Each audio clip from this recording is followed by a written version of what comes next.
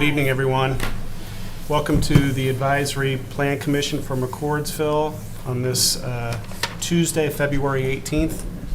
Can I have a call to order and a roll call, please? Dr. John Price. Here. Scott Shipley. Here. Devin Stetler. Here. Brianne Steckenberger. Chad Gooding. Here. Katie Reichert. Here. And Brian Hurley. Brian, it looks like the next item on the agenda is any agenda considerations tonight. None. Next item is approval of some minutes from our January meeting.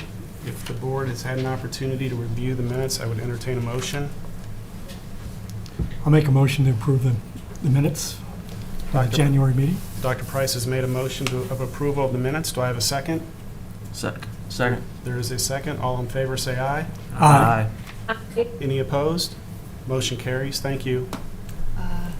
We have to do roll call vote because we have one remote. Good. Sorry, Allison. Scott Shipley. Aye. Devin Stetler. Aye. Chad Gooding. Aye. John Price. Aye. Katie Reichert. Aye. 2 times the charm. Okay, looks like next item is old business.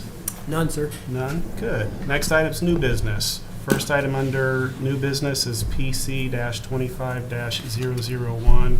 It's Drees Homes request for favorable recommendation on a rezone from R1 to Creekside PUD.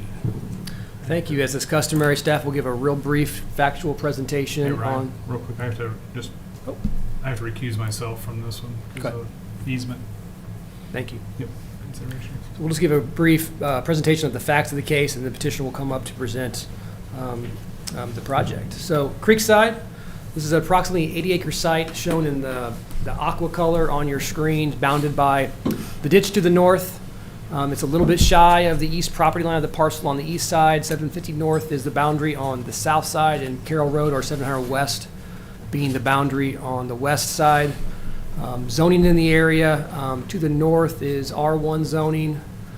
To the east is actually R1 zoning. To the south, you have a mix of residential zoning, a little bit of commercial zoning at the far kind of southeast corner of that aqua area. Then to the west in Indian Lawrence is what they call DU, which is a low-intensity agricultural and residential zoning designation, to my understanding. So the proposal concept plan's on the screen. The petitioner will dig into a lot more details, but this is an 80-acre site, approximately 164 lots, 2 different areas. You see the yellow on one side, the blue on the other. They'll describe the differences in those areas and those lot sizes. 2 access points from the perimeter, both of those located on 750 north. Then they will also be installing a future street stub to the north for future connectivity should properties adjacent to that develop sometime in the future. Our process tonight, so we're doing the introduction right now. Next up will be the petitioner's presentation, followed by a public hearing, any rebuttal from that public hearing, then questions from the board, staff comments, any final staff comments, and then finally this would be eligible for action tonight. Your options are favorable recommendation, unfavorable recommendation, no recommendation, or to continue. I know there's only 5 members present tonight. It still does take a majority of the full board, which would be 4 votes to do anything. So if there is failure of any action, it's just automatically continued tonight. So, with that said. And 1 vote is not happening, so it has to be unanimous. Correct. Good clarification. Thank you. So with that said, I will turn this over to Drees Homes to make their presentation.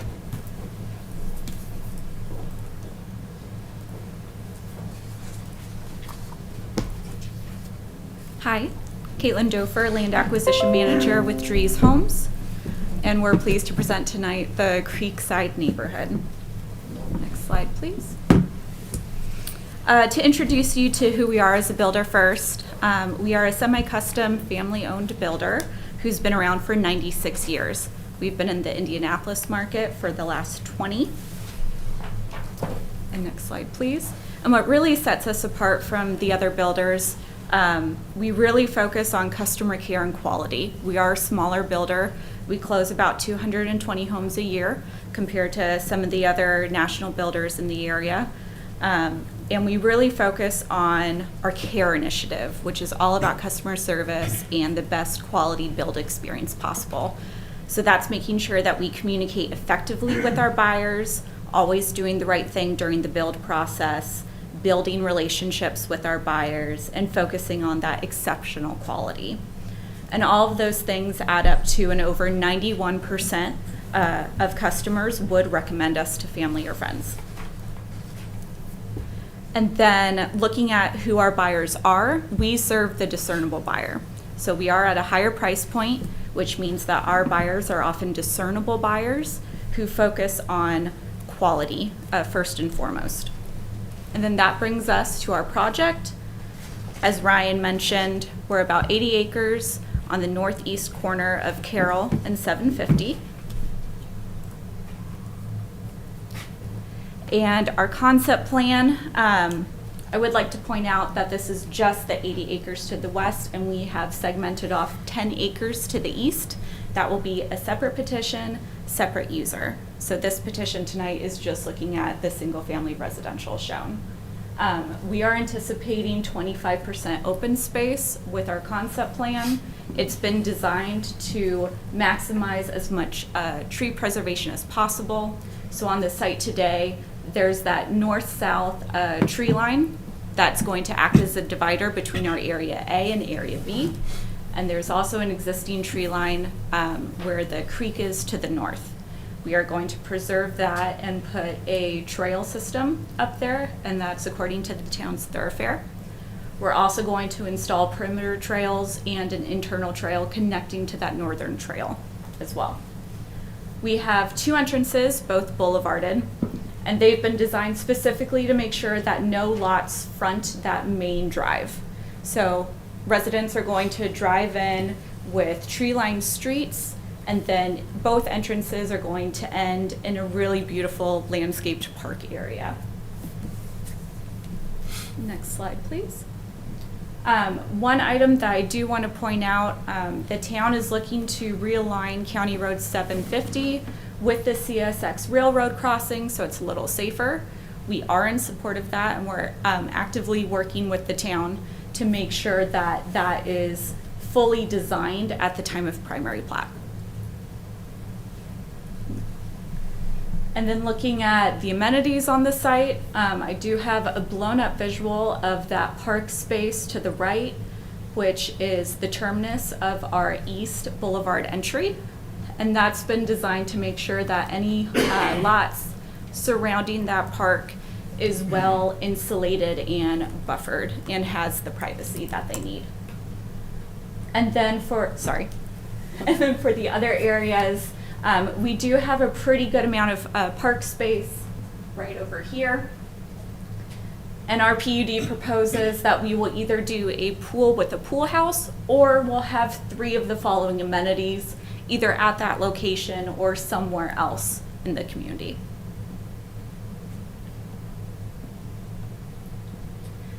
And now highlighting the different lot sizes in the concept plan. So we have Area A, which are the blue lots to the west.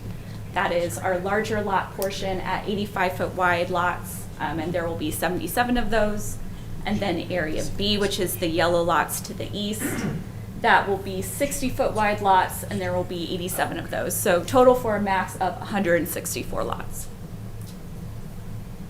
And our product, this is for Area A on the west side. We're proposing 2,000 square foot minimum for 1 stories, 2,600 square foot minimum for 2 stories.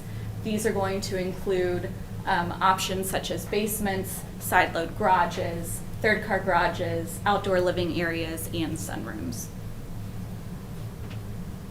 And this is an example of some of our interior finishes. We have Vintners Park currently selling in McCordsville. This picture is actually from our Vintners Park Buchanan model, along with this picture and this picture. So that gives you a feel for the quality and the finishes that we'll be proposing in Creekside. And then Area B, which is our 60-foot wide lots. We're proposing 1,800 square foot minimum 1 story, 2,400 square foot minimum for 2 story.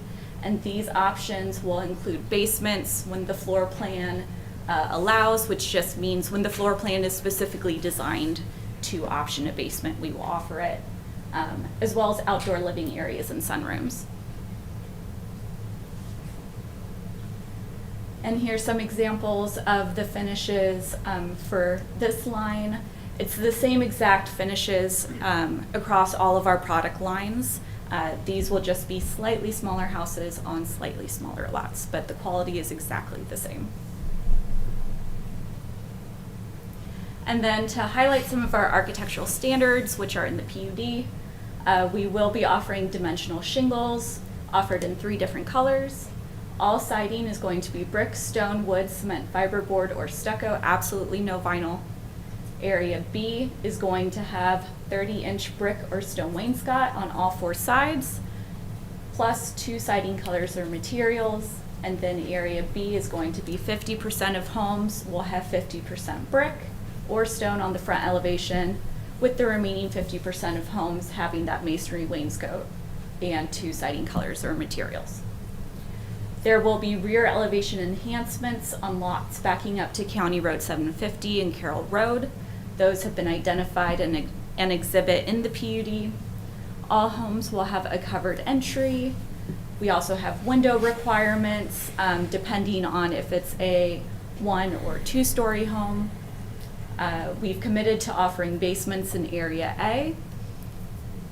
We'll have a 2-car garage minimum at least 415 square feet, and all garages shall be decorative garage doors, meaning that they'll have windows and brackets.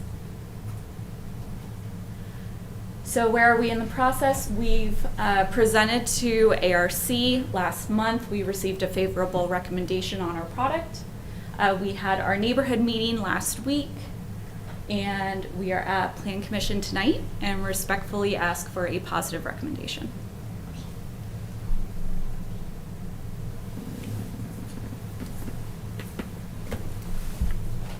Thank you.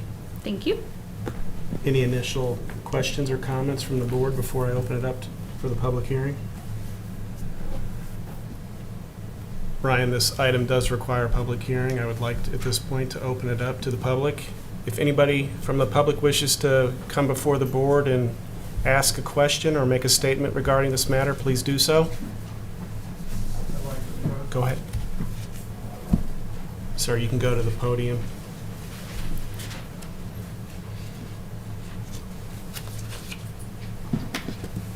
Please say your first and last name and spell your last name for our minutes, please.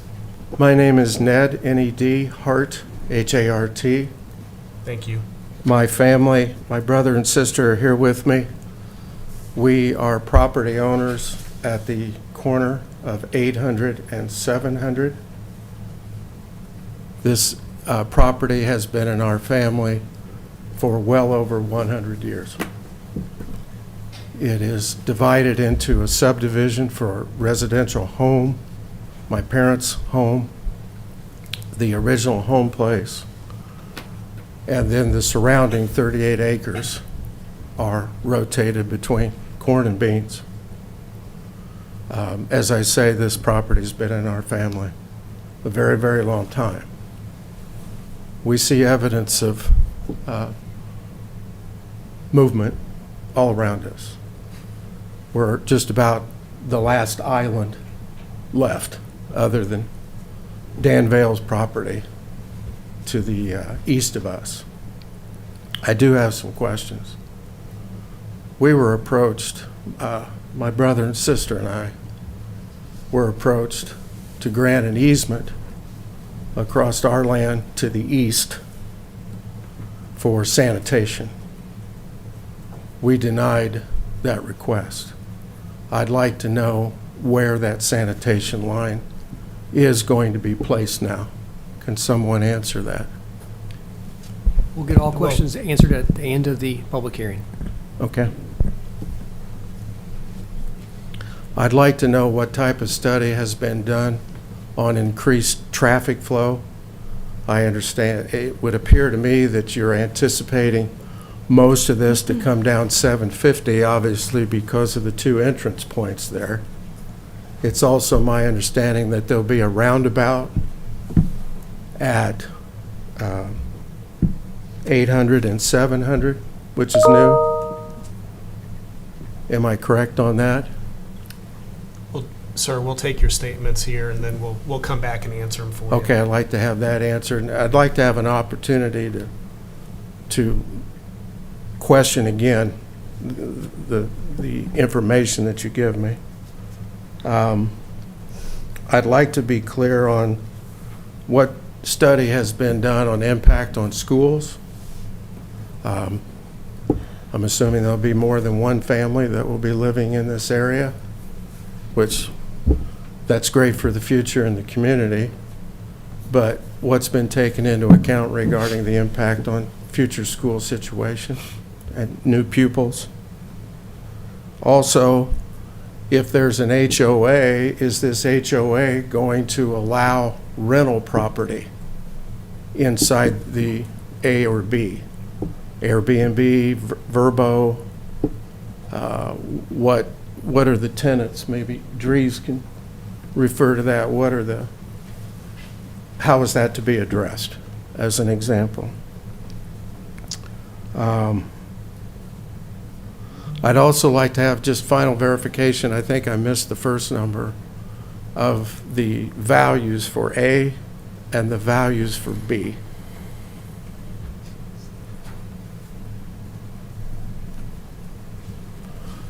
Just in general, to you folks on the board and Brian and his department and the folks listening, we're not opposed to this, but we would like to have information going forward to know how this is going to impact us.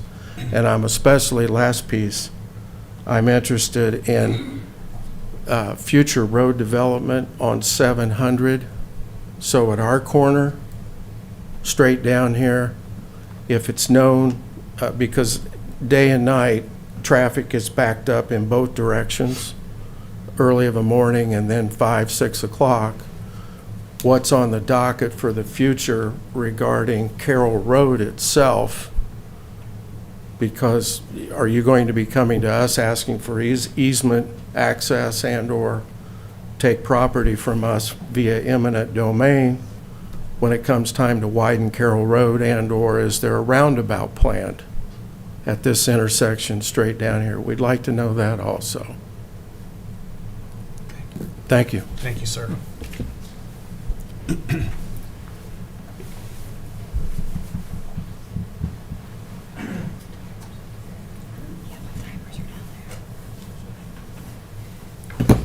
Hi, Pat Murray, Murray.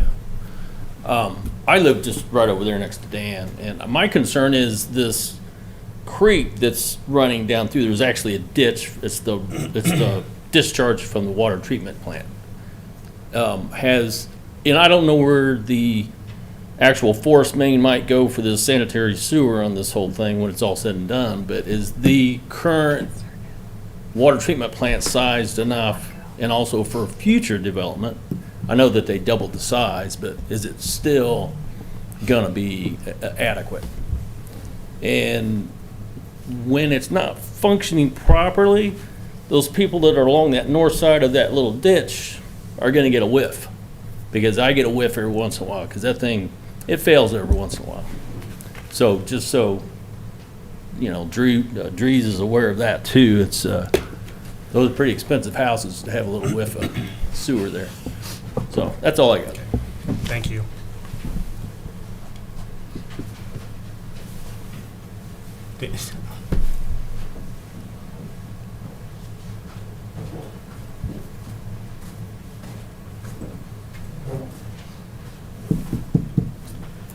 Dan Vail, V-A-I-L.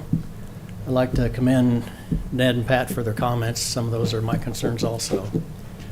My sister and I were also approached for a sewer easement, and we have said no at this time. If this development does occur, some of my main concerns are what kind of landscaping buffer. This is our property right here, my sister and myself. What kind of landscaping buffer is required right there? And I assume there's going to be street lights in this.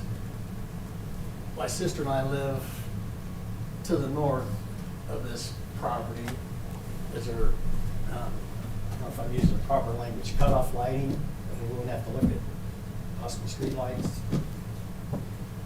And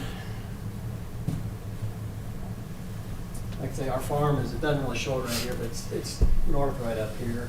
We live along 800 North. And when my sister and I were children, we'd play along the creek and on the farm. And our kids did also. Didn't have to worry about anything happening. Our main concern right now is our grandkids are just about the age to do the same thing we did. Just enjoy life on the farm, enjoy the country. And we're concerned about these houses being close, that, you know how society is today, the safety of just people being out and about. And especially the trail. It's leading people right up to our property, which is just exacerbating the issue. With people possibly walking on it. Nothing's going to stop the people from walking up farther on the creek onto our property. And that's a big concern for me.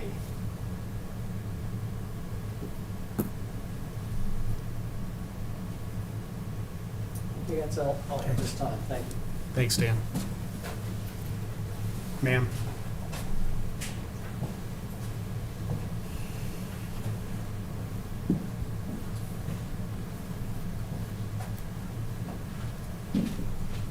I'm Roxana O'Brien, Ned Hart's sister.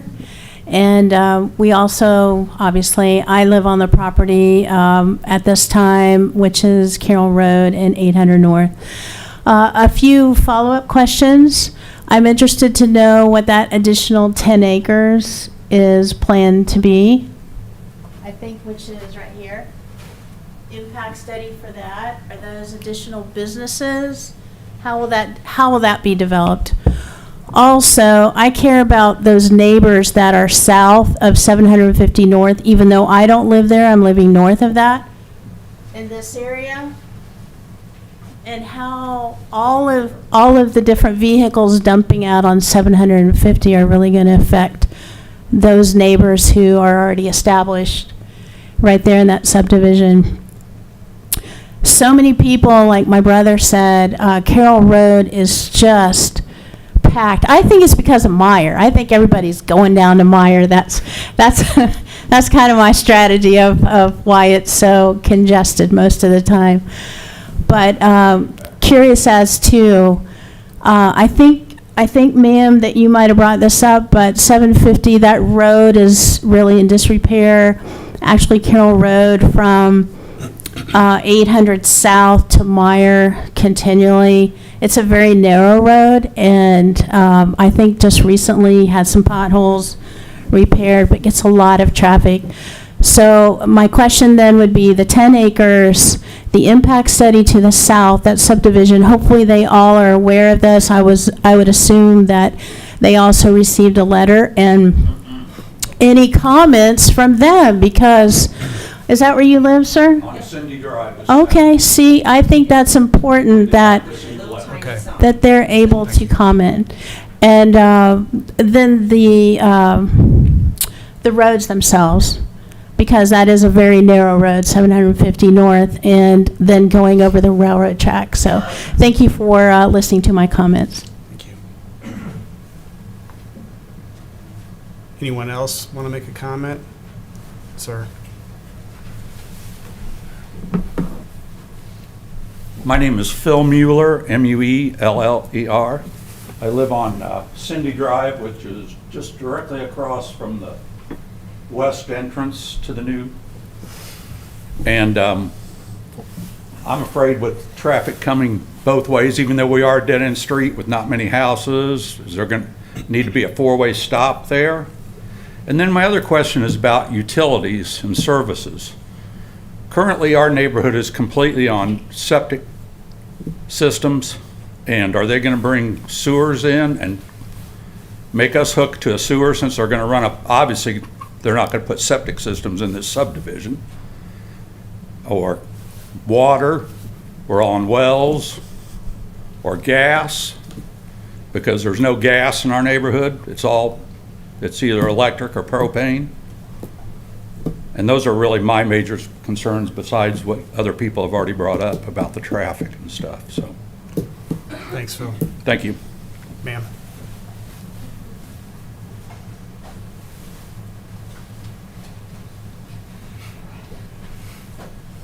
Hello, my name's Renee Sayer, and Renee, can you spell your last name for us? Sayre. Just so I'm clear, this over here was the railroad tracks. Is that right? If I'm not mistaken, that's the railroad track area to the It's at south. the diagonal corner down. Yeah, here. Okay. Yep. Yeah, that's Okay. I would like to know, because 750 is so narrow, are they going to address 750 before they start construction? Semis hauling materials cannot make the turn at Carroll and 750. They're going to have to come from Pendleton Pike and up 750 that way. I don't see 750 being able to substantiate semi-traffic hauling materials for all these houses. And I'm also concerned about the water and sewer. Will they be bringing water and sewer down 750? Will the people on the south side of 750 be able to connect?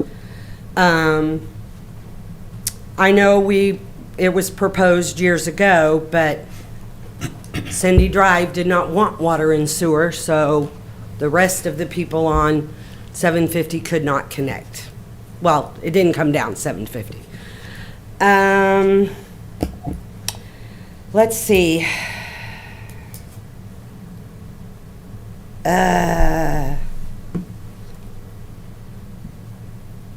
The intersection redo. What is the proposed start date for that? I think I missed that. I think somebody said, but that is pretty much my biggest concerns, because that entrance, one of the entrances will be almost directly across from my driveway.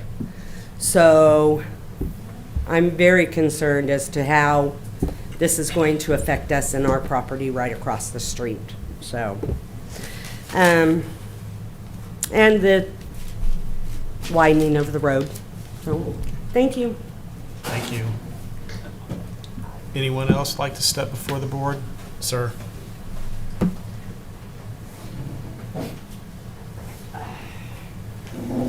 Thanks for having me. My name is Mark Rausch, it's spelled R-A-U-C-H, and I live on Doe Lane, just around the corner. I got a letter talking about the hearing and see where it was postmarked the 7th of February. I received it the 12th. In the spirit of trying to get notification to people in 10 days, I just thought I'd make note of that. Sorry, can you repeat that again? I'm sorry. I received this letter. It was postmarked February 7 from the engineers with the notice of the public hearing. It's postmarked on the 7th. That's coming up on a weekend. I received, as I recall, I think it was on a Friday. I received this on the 12th.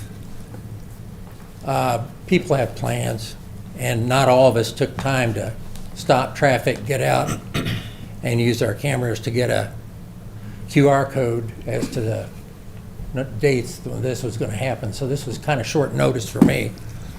I've got family at home recovering from surgery, but this was important for me, and so I made arrangements.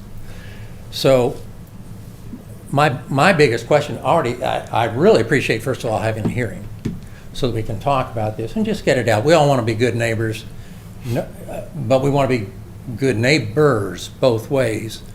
And I also am curious to know if there's a homeowners association that's going to be part of that if they're going to be rentals. We have an HOA. We have, I think, 4 rentals in our area, and it's been it's always nice to have people that are invested in the community rather than rentals. Not that they aren't nice people to begin with, but you've got to get an investment to being a member of the community, and that doesn't happen as easily with rentals. It just doesn't. My only question that wasn't already asked by some of the other people in here is this. We've got containment ponds, which is important. We've got an awful lot of homes, streets. I don't see any sidewalks. I assume there are none planned. Is that accurate? I'd like to know. We'll get all this answered at the end. Okay, so we've got homes, driveways, streets, and all of that surface water has to go somewhere, and it's going to go right here. That creek already is at capacity with some of our our rain events, our main rain events. So anybody that's living this way better watch out if it's not going to be a planned release of water. Now, maybe that's already taken care of, and that's why I came to get my concerns relieved by all this. But that was the main thing, and we'll take a look at the other information as we have time to look at it. That's all I've got. Thank you. Anyone else? Pam?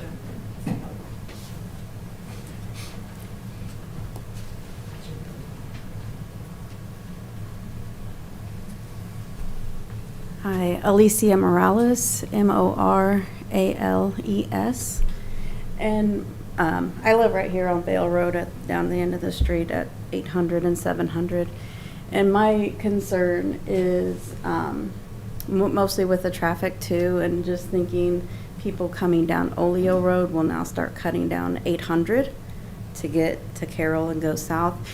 And right now, my driveway is pretty much a blind driveway, so I feel like I put my life in danger every day. And I've had to put a mirror up on the telephone pole just to be able to see out safely. These people fly down 800 anymore, and the traffic has gotten. I've been here in my house for 20 years. I've noticed an increase in traffic on 800, so I just feel like the traffic will increase even more on 800. And obviously 750. So just more the concern of the traffic flow, because at this point in the morning, it's practically impossible to make a left onto Oleo Road off of Vale. And in the evening too, you're looking for an accident. And so just what are the precautions that you're taking for the increase in traffic? And like at that area, and then at 750 and 700 and 800. Thank you. Anyone else? Do a very quick follow-up question, please. Very quick.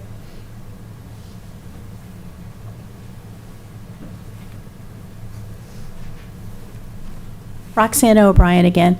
I know my brother brought up sanitation plans, but to be very specific, we are really interested in what is going on with the easement plan, because that's what we were approached about. So we would like to know what the update is. Thank you. Ma'am, did you want to ask another question? Sorry.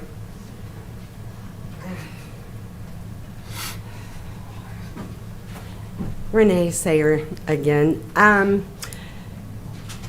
I am also concerned about the drainage because we do have I guess they would call it a retention pond on the property, but it does drain into the field. Currently, on the other side, on the north side of 750. So how is that going to affect our drainage and it draining over into currently the field?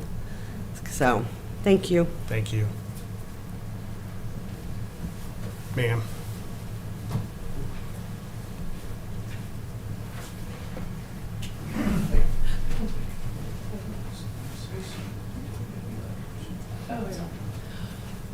Hi, I'm Amy McKenzie, McKenzie. I think first point, we did not receive any kind of a notification. I live south of 750 in Geistridge, Cindy Drive.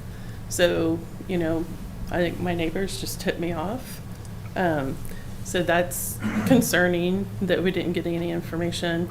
And I'd also like to bring up just kind of the topic of drainage, because I don't remember when they installed the storm sewers in our neighborhood. That helped, but it's not perfect. If you get a really good rain, our backyard still gets a good amount of water for a few hours. So I'd like to know how, potentially these homes in that neighborhood would affect drainage for us too. So that's it.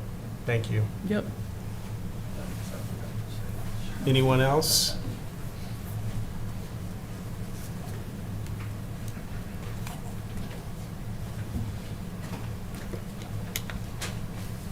Hi, Rob Hart, H-A-R-T. I'm the youngest in the family, and as you know, we've been here for more than 100 years.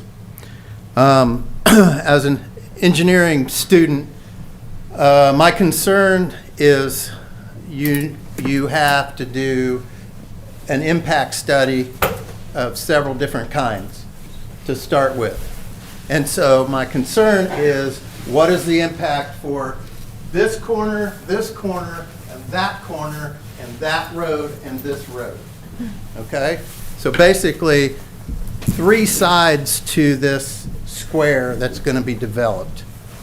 If we don't know that, if that hasn't been taken care of or satisfied, then this shouldn't go forward until those things are met. I know you deal with this all the time, and I'm not telling you anything you don't know. But it is my concern that if we haven't done these impact studies, environment, traffic, and whatever else we can come up with, drainage, all of that, then we have an issue before we even start. And as a community, we have all stood up and said, can you please look at these things? Now, just like my brother said, we're not totally opposed to this, but we didn't give the easement go-ahead verbally to the person that is in partnership with Dries because there wasn't enough information. And so with that being said, then I would hope that the committee here really takes a deep dive into this and says, maybe we're not ready for this, to say okay. My major concern right now is the corner at 79th and County Line Road. What are you going to do there? Is it going to be a roundabout? Because, oh my gosh, we got so much traffic, now we got to do a roundabout. So these types of questions need to be answered before we put this dense population in that area. As a person that could theoretically buy one of those houses, I wouldn't want to live that close to anybody if I'm spending well over $700,000. So I would ask Dries to go back and look at the density and say, maybe this project needs to be a little bit more land friendly to the neighbors this side and this side, as opposed to let's cram as many houses in as we can.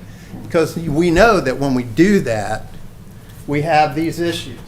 We have traffic issues, we have extra drainage issues. Where's that water going? Just like the gentleman said. It's going to go to the creek and it's going to flood. So did we address that or not? So these are some of my concerns. I hope that we take a little bit of pause on this project and really dig deep into it, because it affects a lot of folks. It's not just, putting in a culver's at the corner or putting in a whole town at Mount Comfort Road in a field, basically. this is in a field, but you also are bounded by people that are totally impacted here and here. And actually north, like the lady said, Miss Morales. How many more people are going to come down 800? So then my question is, when are you going to come to our family and say, hey, we need to widen the road, we need some of your land? So these are all concerns that I have. Thank you for your time. Thank you. Anyone else? Ryan, let the record note that no one else wished to make a comment or come before the board. And let's go ahead and close the hearing. Ryan, did you want to take a stab at some of these or open it back up for I think we'll open up to the petitioner to address what you can address, and then what you can't, we should be able to address.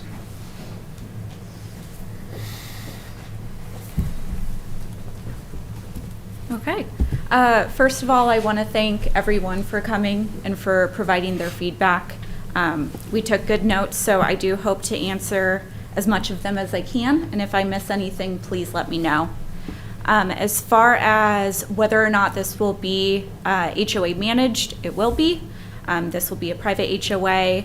And as far as rental properties go, we do have a stipulation in our PUD that does not allow homes to be rented for a period of at least 36 months from the date of transfer or sale, except when renting to a family member or in a case of financial hardship. That is approved by the HOA. And this language is also going to be in the HOA covenants and declarations. There was a question about sidewalks. There will be sidewalks on both sides of the street in Creekside, in addition to that perimeter trail and those trail stubs connecting to the sidewalks as well. There was a question about the value of the homes. Area A, which is the blue lots on the west side, we anticipate those to have an average sales price of $780,000. Area B, we anticipate an average of $625,000. Let's see. There was a question about the buffer on the north side. So just north of those yellow lots over there. We've worked in a 10-foot buffer, and I believe that is in accordance with the UDO recommended buffer requirements between an agricultural use and a residential use.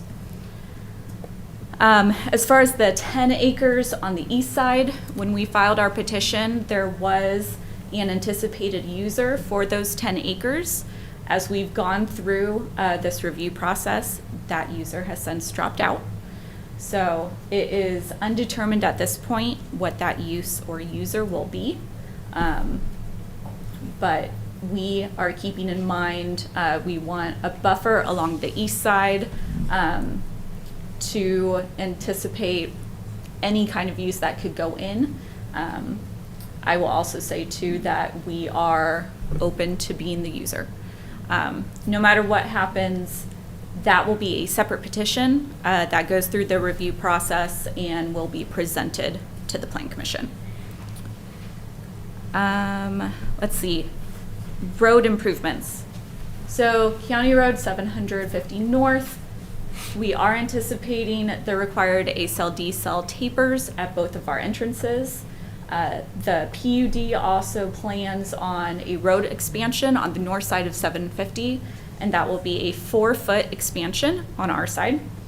The town also anticipates a roundabout at this intersection, and we are committing to providing the needed right-of-way for that roundabout. It's our understanding too that the town is in the process of approving road impact fees, and so we have language in our PUD as well that we will pay those fees. And those fees will go towards any additional road improvements as well that are needed in this area or in the town in general. Let's see. And then the sewer connection, we are looking at alternatives. And the town is also looking at alternatives. So that is an item that does need to be nailed down, but we are confident that we will be able to find a path for that sewer extension. And then water is going to be coming from the southeast, and we plan to connect it over here.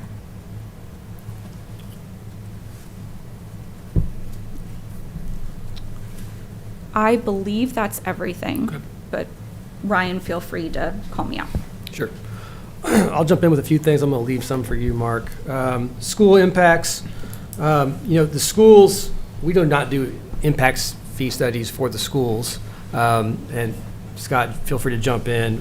But we are in constant communication with our school system. The school system has done a growth plan and study. They're well aware of our growth, have anticipated our growth, and are right-sizing their campus and buildings to accommodate that future growth, so that they feel like they're pretty aware of what's happening in McCordsville, that the growth here is not a new thing to them. So, yeah, I could say I work for Mount Vernon Schools, and the growth of McCordsville is remarkably unsurprising because we have partnered with two different demographers over the last 10, 15 years and continue to get those demographic studies and how the growth of the town of McCordsville will impact the schools.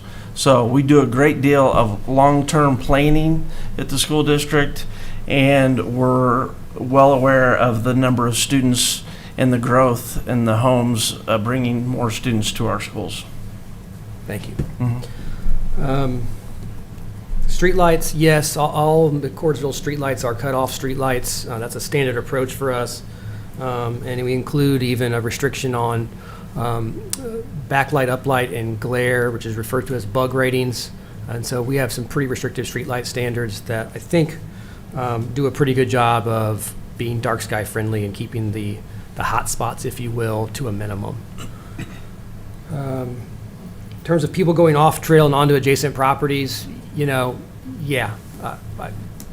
put a trail somewhere, someone probably is going to walk somewhere. So that's probably going to happen, but I would remind everyone that if someone does that and leaves this property, they are trespassing, and the police need to be called. So I'll echo what, to an extent of what Caitlin mentioned. The 10 acres on the east over here, we have had conversations with developers that are interested in this property. Nothing is filed to date on this property. We do believe something non-residential will be proposed there, most likely in the future. What exactly that will be, we don't know, but the town was interested in non-residential land use there simply to help buffer any project, whether it's this one or another project, from the railroad tracks and from the commercial site that's further east just off screen.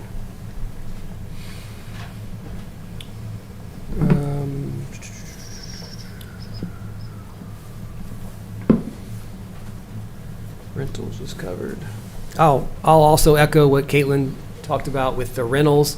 She read the exact language that's in our PUD. This language has been, or some version of it has been in all of our PUDs the last probably 3 or 4 years. And that language is about as stringent as we can make the language regarding rentals. There are fair housing requirements and standards in this country, and so we have some limited ability to restrict rentals. We are restricting them as much as we believe we can. On the notice, I think you said you've got, the postmark was on the 7th, but you didn't get it till the 12th. I'm coming around to that too. So unfortunately, we cannot control our U.S. Postal Service. So the requirement by state law is that it's postmarked at least 10 days before the meeting date. And so if it was postmarked the 7th, that meets the state's requirements for a 10-day notice. I agree. I wish it would get there quicker than that. In terms of notice also, let's talk a little bit about how notice is done. So, what notice is required. We notice 2 properties deep or 660 feet, whichever is less. So, for instance, if you live on Cindy Drive and you're not one of the first 2 lots off of 750, you would not have gotten notice, and that is correctly done still. So if you were not a frontage on 750 and the next one south of that, you would not have gotten notice, and that is done correctly. Now, if you are one of those 2 lots and you did not get notice, please let me know, because then we could have an issue with public notice. I think that is everything. other than roadways and drainage. Well, let me start off and just talk a little bit about the sanitary sewer. I think there was a few questions that asked about that. First off, this development does require a lift station and a force main that routes to the north. The exact route of that force main is not yet determined. I did meet with the developer and we talked about a few different options for the route. With any of those, a easement would be necessary. So basically turned it over to the developer to start seeing what's acquirable. Second question was asked about the wastewater treatment plant. We are currently at 65% capacity and do have capacity for this development. There was another question on the premise was that Cindy Drive is on septic. Would they be made to hook up to sanitary? And the answer is basically no. I will say the town has not ever required anyone to connect. It will be part of the development plan, though, to provide that sanitary sewer can be extended to the south. The area north of the tracks and south of 750 is within this sanitary sewer basin, so we haven't gotten to the design phase yet, but we will look at how to provide sanitary sewer for those residents. On the roads, it's been talked about a couple different things. One of the things questioned was roundabouts along at the intersection of 750 in Carroll and Vale Road in Carroll. The town of McCordsville does not control what happens along Carroll Road. That actually is a Lawrence Road. Lawrence has made a application to the MPO in the past for roundabouts at those two locations and then also at 900 North. And none of those were successful. And there's been an administration change in Lawrence. The town is reaching out to try to find out what the status is on those, if they're still pursuing those. Any projects along that, we will still assume that those projects are going to move forward sometime in the future, which is why we asked the petitioner to include right-of-way for that roundabout at 750. Along 750 North, we also asked the petitioner to widen. That road is approximately 18 feet wide, and it does need widened. So we did ask that, and then we also asked for, we had some concerns with the intersection where it goes into Broadway and how that comes in at a skewed angle, and there is plans for NDOT to put a signal at 750 in 2028. So what we were looking at is how we look at how those plans will be impacted by the 750 alignment to the north, which is why we're looking at extending it more perpendicular to the tracks, and also looking to kind of slow down traffic as it approaches that intersection, which is why you see the alignment kind of sweep to the north. So the town met with the consultant, just kind of talked through that and looked at options on how we can slow traffic down as it goes into that intersection, which is, of course, it's not a great intersection as it exists today, which is a good thing that NDOT is looking to put in that signal. So we've kind of incorporated some plans into this development to address that. There was a question on a traffic study. The town has done a number of traffic studies here in the past. We did an area-wide traffic study, and then we did a impact fee traffic study just last year, trying to look at where our traffic is growing. This development on its own will also have a traffic study, and that will be done. It is not done during these early development stages. It's once they get approval and they do need to move forward, then there's engineering standards that will have to be addressed. So it's early for that to happen now. Excuse me. One of the questions was the start date for that intersection work. I don't know. It would be tied into the development, and we would look at the timing of it. A lot of people expect road improvements to come before developments, and that's just not a reality. The road improvements come after. It's just the world we live in, and we don't put things in necessarily before the improvements are, because usually it's things are driven by money usually. So the developer will have traffic that will be added onto roads, and we'll look and make sure that the directly adjacent improvements are done, like the road widening and that intersection improvement. But I can't tell you the exact date of when that would be. We'll build it into their development plan when they move forward with that.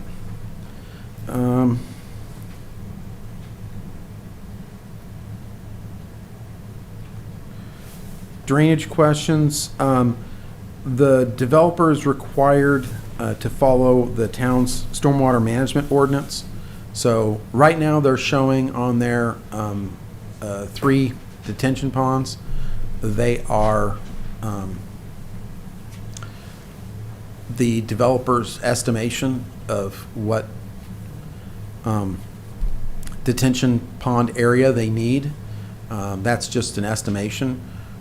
When they go through their development plan, they will have to submit to the town to follow the town's ordinance requirements and show that their detention is properly sized for our release rates. So if they are mistaken in that, they will need to increase their pond size. That's just kind of how the process works. They won't go down that road until they actually start doing the engineering for it. So I can tell you that what's released into the ditch is going to be detained. So it won't be a direct release. It's going to detain through those ponds and released following the town's stormwater management ordinance. So it's not up to the developer. They just comply with what the town's ordinance are for that. They will go through an engineering review that will guarantee that they are complying with that. There's a question about the Sayers pond, their outlet. Yes. Where? Okay, thank you. That's a great question to ask now, because when they get to their development plan stage, that outlet will need to be intercepted into their stormwater system and routed through their site. So if there's a failure to know where that is, it could be missed. So saying that now, absolutely fantastic.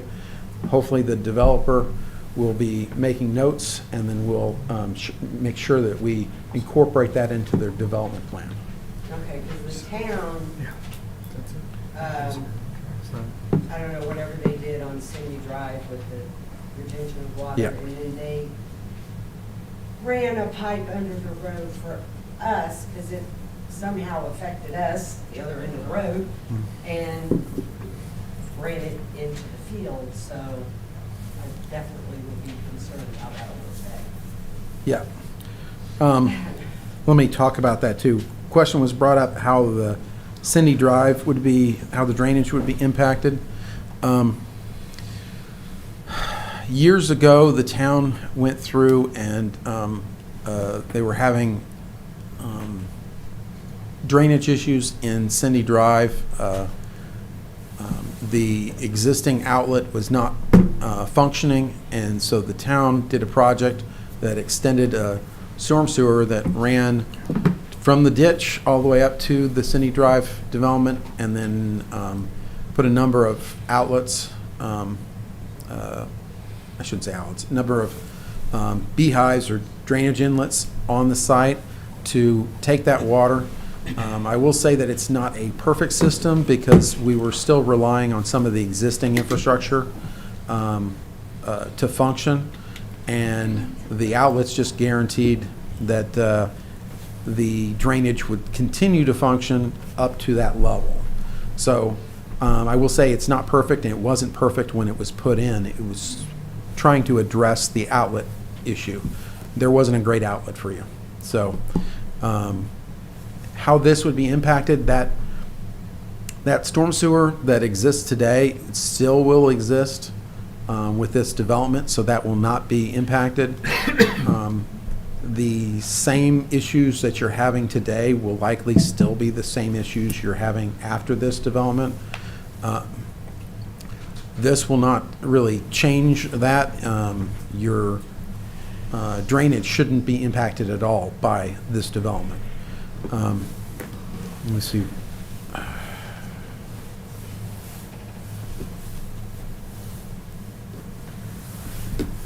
I'm reviewing my notes here, make sure I didn't miss questions.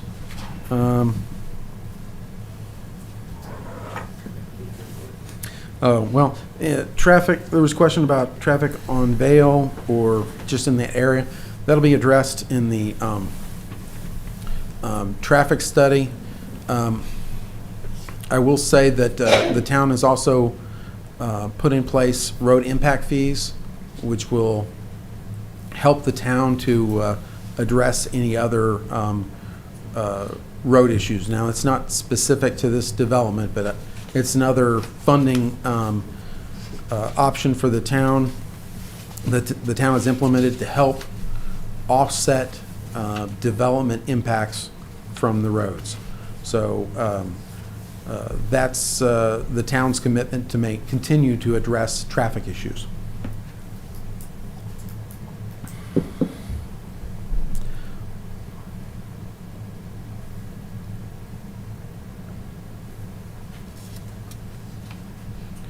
There was a question about, I think it was the Sayers, about the east entrance across from their property. I don't know if you wanted to. It'll be almost, it looks like it's almost directly across. I don't know do you want to answer that? I'm not sure I understand the question, to be honest with you.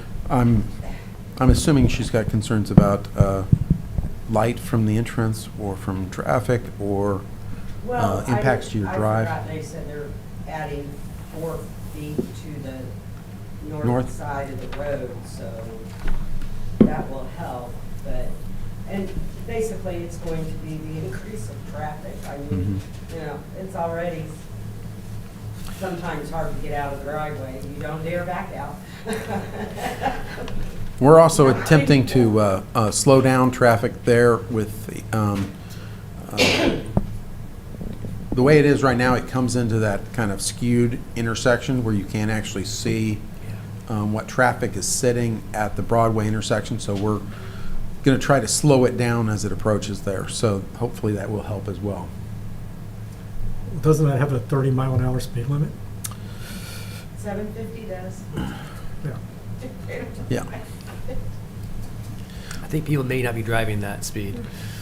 The other thing too is it's an unintended consequence of widening the road. Speed them up. You will end up with increased speeds. So right now it's slowed down a little bit by the growth along the north side of 750. Of course, that would be eliminated by this, so the road will have a more open feel, and then we're going to widen it, so speeds will increase through there. Yeah, that's one of the reasons that Mark and our traffic consultant A&F discussed this small realignment of 750 was because design, it will impact speed more than signage, right? So we're going to widen the road because it needs to be widened for safety purposes.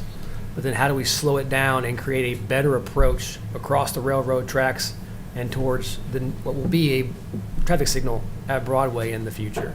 Well, you do that by changing the skew of the road, making it more perpendicular, and creating essentially a turning movement here.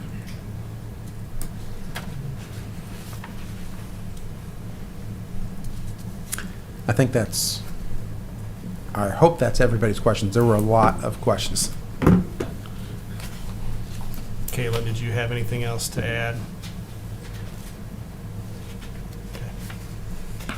Ryan, did you go through your staff report? I think we've really discussed it. We went through, I won't rehash kind of the entire staff report where we talked about their site plan. Petitioner kind of laid out why their site plan is laid out the way it is.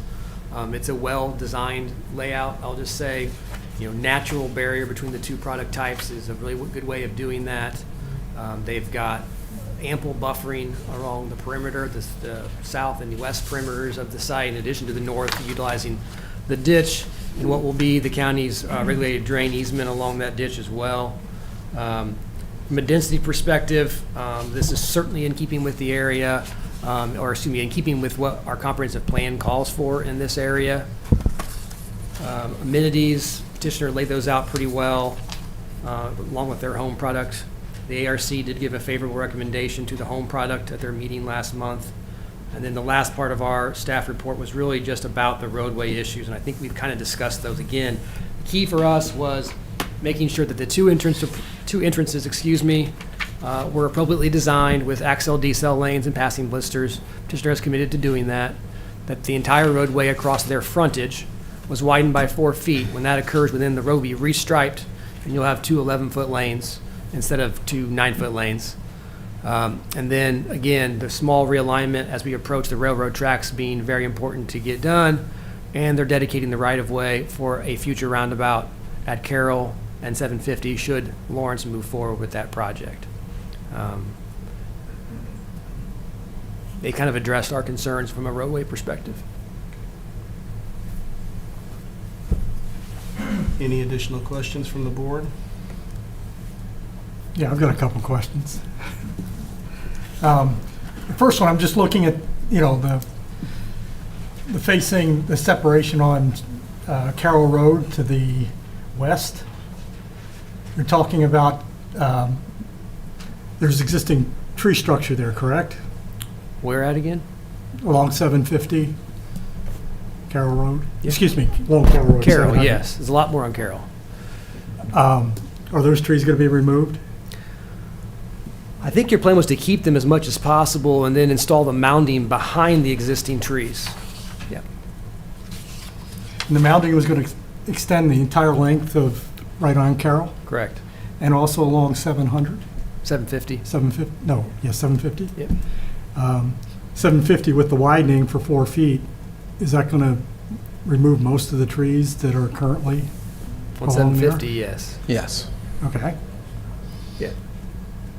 Yeah, Carroll's where I think that we're saving the majority of the trees along the street. And of course along the creek and that little park kind of area, comma-shaped area that's coming in. Yeah. The mounding seems to be a little short, I guess. In Colonnade, what are we putting? What's the mounding in Colonnade? Well, I would argue the mounding in Colonnade's a little high, probably. Well, probably, but I think one thing to remember, we typically do these moundings as buffering and screening, but we are, in this case, only screening from other single-family uses. So our code wouldn't actually require any buffering in this location. Petitioners agreed to provide mounding and buffering. well, it's along Carroll Road too, which is kind of one of the major thoroughfares. Yes, and now there is a particular property which I'll describe as the problem property on the other side of the street. Well, Now, we did specifically request mounding on our side from that to help kind of block that view as much as possible. So is it possible to, right now it's kind of generic 3 to 5 feet. Is it possible to make that 5 feet across or plus or minus? Petitioner would have to speak to that. I will just say that's not something we've done in the past. 3 to 5 feet is a very common language that we have in, I would say, all but colonnade PUDs in McCordsville. So this is a very standard approach to mounding. You typically leave a range on those mounds so that you get some undulation in them, which looks much better than just a flat height all the way across. It looks very unnatural when you do that. But petitioner can certainly, if they'd like to address that comment, come on up.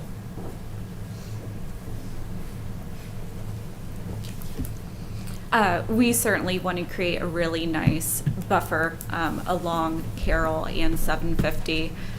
We have the language for an undulating mound to make it as natural looking as possible. We don't want a consistent 3 or 5 foot mound along the entire frontage. So for that specific area that Ryan mentioned, we will certainly make that as high as we can, given any engineering restrictions in that area. The higher the mound, the wider it has to be at the base. And so with those existing trees, the landscaping, and the backs of the lots, we do want to be really mindful about what we can actually fit in. So the setbacks for both of these properties, side setbacks are 5 feet? I believe so. So We're talking about the lots, correct? Yeah, the lots, or between the houses is 5 feet. Yeah. So it's 10 feet between each house, counting both?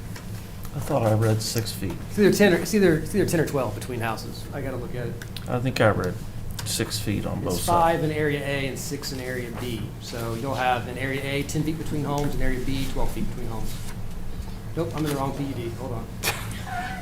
That's what I was asking. I did the same thing. It is 6 and 6. So you have 12 feet between all homes.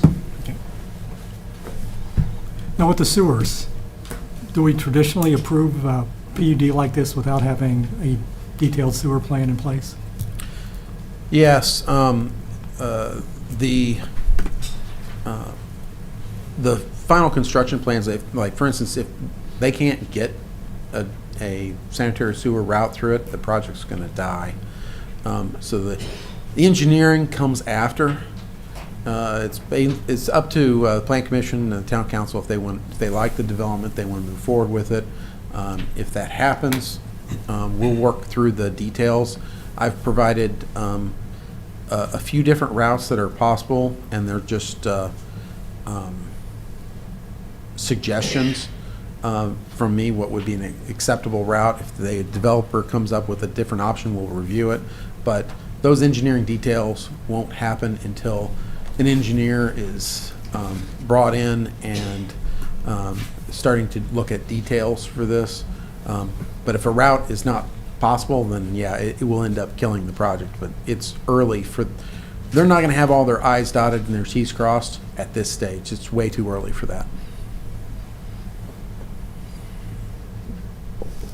So the public won't have any idea whether they're going to be dramatically impacted by this or not? Well, I mean, the only person impacted by a sewer easement would be the person with the sewer on their property, and they're going to know because they'll be the ones that chose to sell the easement. Yeah, the developer has to comply with our sanitary sewer master plan. So, yeah, impacted residents would be residents that grant the easement. The other impacted parties in here would be other residents within the sewer basin that now have sanitary sewer available to them that didn't have it previously. So those would be a benefit to them. Well, with the septic failure, they would be forced to connect, correct?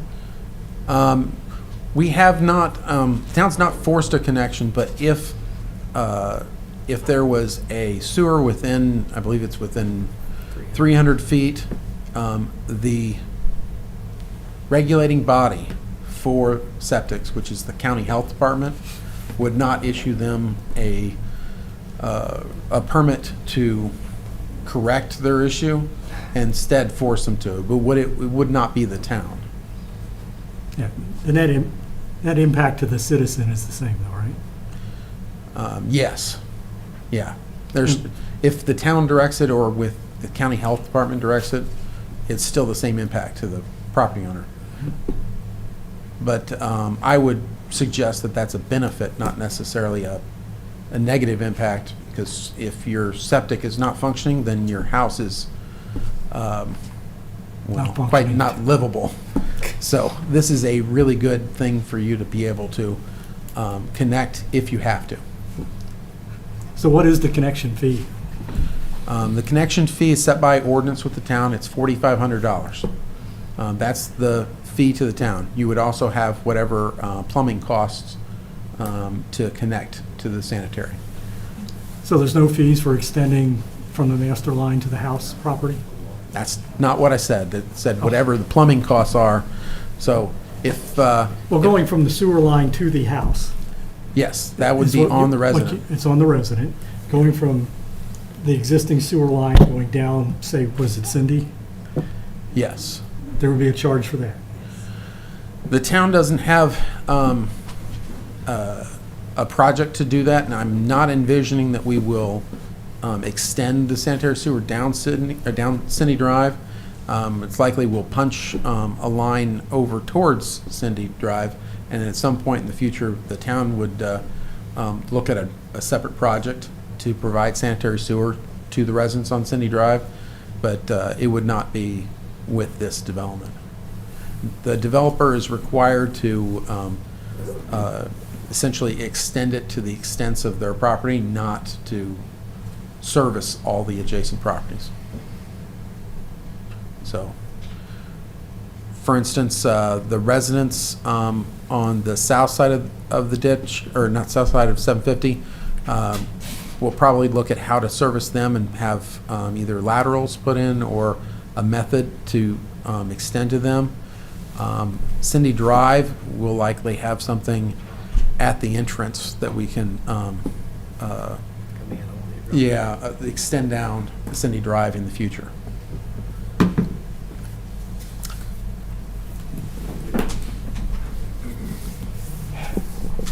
Yeah, I share your concerns about the traffic, because it's one of those things where it's a rarely used road. I know you guys think there's traffic, but when you add 164 houses and say 2 cars per house, that's 350 more cars using that road on a daily basis. So I can appreciate your concerns, and I think the town and the developer have tried to address those issues as best as they can. What's the road quality rating for 750? I don't know that off without looking it up. I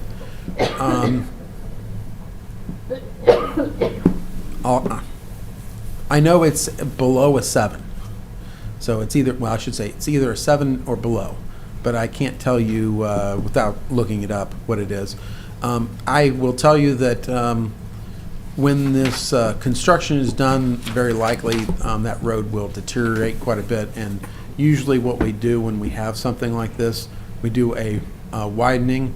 We'll try to look at following it up with a mill and resurface across there to clean it up. It's kind of similar to what we're doing this year at 500 West up and by McCord Point, Somerton, Haven Ponds.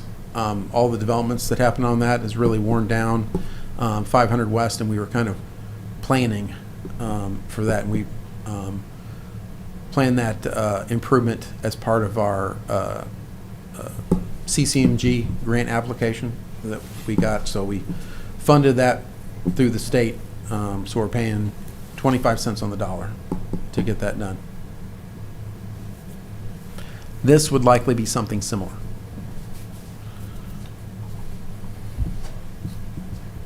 Any other questions or comments from the board? Ryan, anything else to add?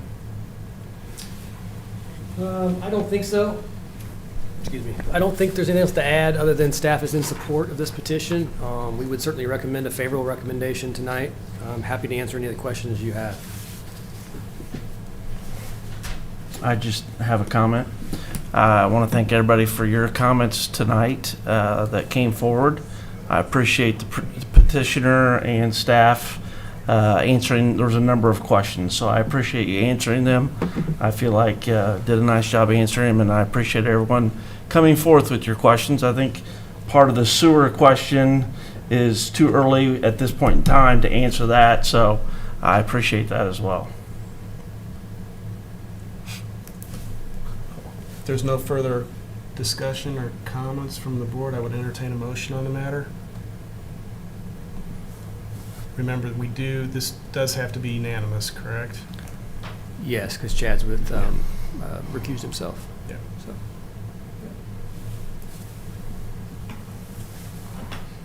I'll make a favorable recommendation for PC 25001, Drees Homes request for rezone. Scott has made a favorable recommendation on the matter. Do I have a second? Second. Katie has made a second. Remote. All in favor, say aye. Aye. Any Roll call. opposed? Nay. Roll call. Yay or nay? Nay. Aye, nay. You have to roll call it? Scott Shipley, Aye. Devin Settler, Aye. John Price, Nay. Katie. Aye. 3-1. Did not pass. Did not pass. Try again. You can do another motion unless they want to continue it. Since we do need a unanimous vote, may I ask what changes can we make to make you comfortable supporting the project? Well, for me, I'm listening to the citizens who have a lot of concerns about septic and so on and isolation. I would like the berms to be higher. I feel that many comments that they didn't feel they had sufficient time to be able to assess what was going on and get questions answered. And I would propose that you meet with a group of with these citizens, give them an opportunity to interact with them directly and provide feedback. Okay. Then in that case, we would request a continuance so we can do that. Does that need to be voted on, or we grant the first one, correct? Correct. Yep. Okay. You're granted. Thank you. Thank you. Thank you. I'll make a motion that we recess the planning committee. Oh, hold on. We gotta do We have one more one item, more then we on the recess.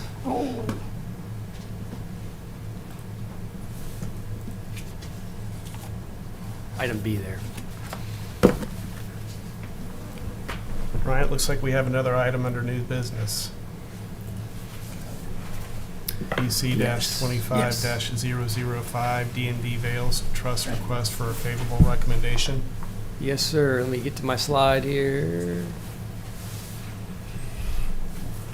There it goes.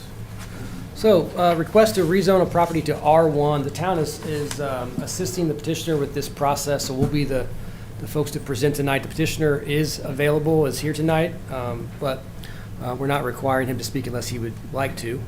So again, this is a straight rezone to R1. I know we don't see a lot of these. There is no development proposed on this property. This is simply a request for zoning recommendation to R1 with commitments to annex this property into town. Again, no development being proposed at this time. It's 159 acres located at the northwest corner of 600 North and 500 West. And just for clarity, the one house that is located here, not included in the annexation. So this property is zoned ag, county ag today, and the least intense district that the town has is an R1 zoning district. So what we are proposing to do is to zone it to R1, but include a special zoning commitment that allows ag uses by right, just simply to align our zoning more closely with what the property owner currently enjoys today, being ag zoned in the county. So process the exact same thing we just did.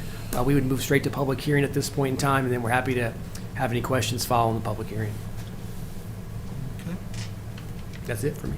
Okay.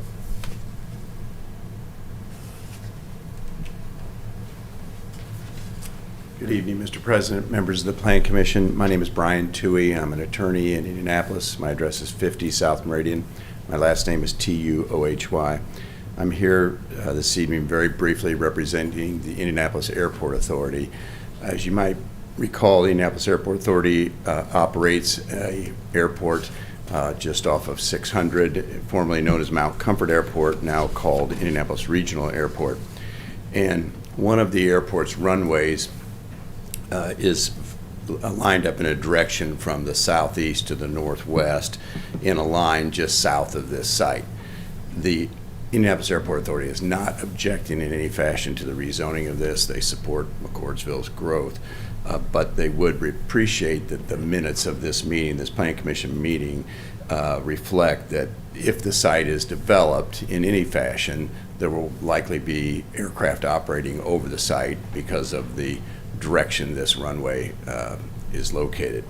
And if it's developed residentially, when you get to a plat hearing, if that happens, what the airport has requested other plan commissions in other similar situations is to include on the plat a notice alerting folks that there is an airport in the vicinity of the area being developed and that the airport has ongoing operations. And we'd appreciate if the Plan Commission would consider including that in the plat. But again, we have no objection to this. We just want to make a record that this site is in line with one of the runways at the Indianapolis Regional Airport. Thank you for your It's pretty close too, consideration. right? Sorry? It's very close. If Ryan would bring it up, it's not super close. It's not right off the end of the runway. If it was, I might be making a slightly different presentation.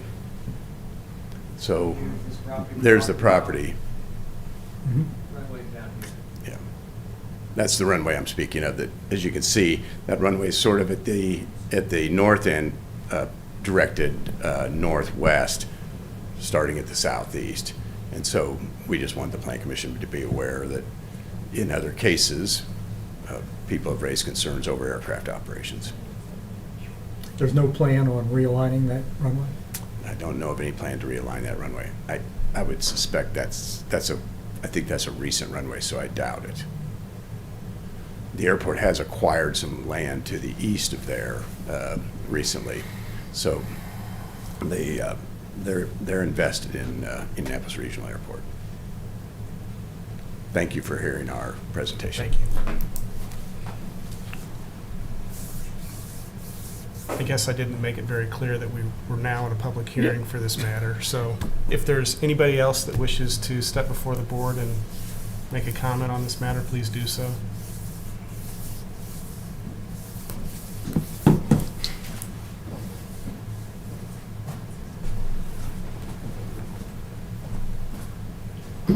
Dan Vail, V-A-I-L.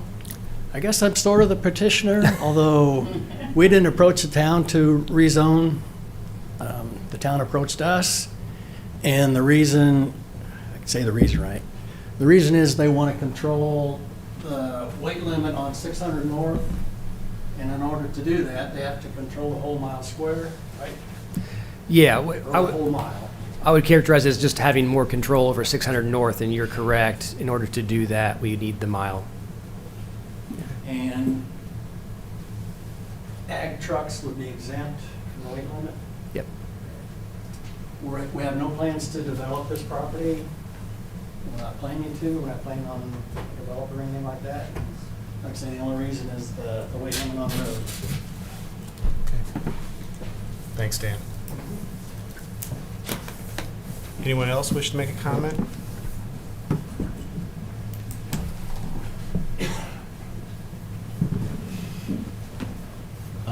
Monty Skaggs, S-K-A-G-G-S. I own this property right here. It's rumored that this has been sold to a trucking company out of Lithuania, and that's why I was wondering about the weight limit, because Aurora Way, which is down here that's not complete, I don't know how they're going to get those trucks in there if they're going to put a warehouse in there. And that was what I wanted to know, plus the groundwater runoff, if there's going to be future development. So, and that's the only question I have. Thank you. Thank you. Anyone else wish to make a comment or address the commission? Ryan, let's have the meetings reflect nobody else wish to come before the board. So we'll go ahead and close the hearing on the matter. Can you address Mr. Skaggs' question? Yeah, I think it's, we'll see what happens with the property around Mr. Skaggs' property, whether that's zoned and developed industrial or not. I think at this point in time, the town is just interested in having more control over 600 North. What exactly that means, I think remains to be seen what the town council would like to do with 600 North. But at this point in time, we are eager to annex this property into town in order to gain more control over 600 North, and I'll leave it at that.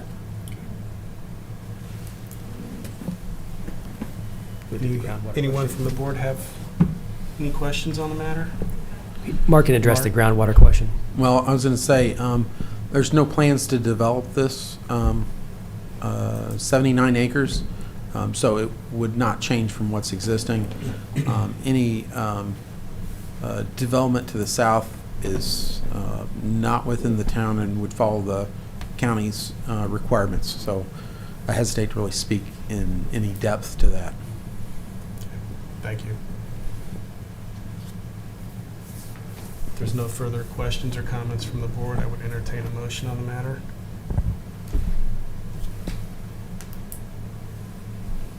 Make a motion for a favorable recommendation for rezone. There is a motion that's been made for a favorable recommendation. Do I have a second? Second. There's a second. All in favor, say aye. Aye. Any opposed? Do it, please. Roll call it. Okay. Mr. Shipley? Aye. Devin Stetler? Aye. Chad Gooding? Aye. John Price? Aye. And Katie Reichert? Aye. Thank you. Now I'll make the motion Yes. to recess the planning commission meeting. There's a Should be- motion to recess. Do I have a second? Second. There's a second. We are recessed for about 10 minutes or so. Yep. It's fine.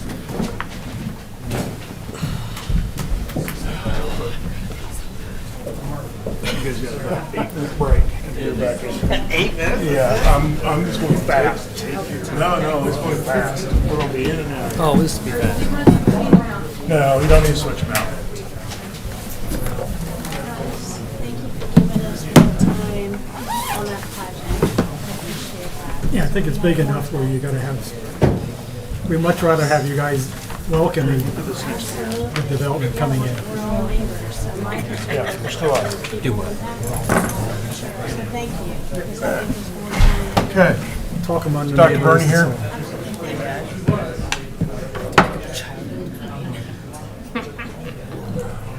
This really should be, it should be. Oh. It's another public hearing, but it should All right. not take very long. I think Chad's in the rush. Wait for Dr. Bernie to get seated.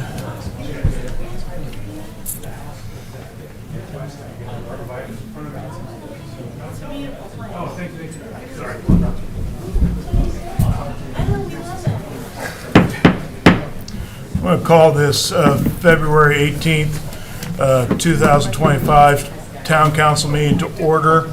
Roll call, please. Greg Brewer. Here. Brian Birney. Here. Chad Gooding. Here. Scott Jones. Here. John Price. Here. All right, we'll stand and say the pledge, please. Pledge allegiance to the flag of the United States of America and to the republic for which it stands, one nation, under God, indivisible, with liberty and justice for all. Okay, first order of business of the public hearing on ordinance number 02-1825. I am now opening the public hearing. Who would like to speak? Closing the public hearing. This is, what? You can't close the door.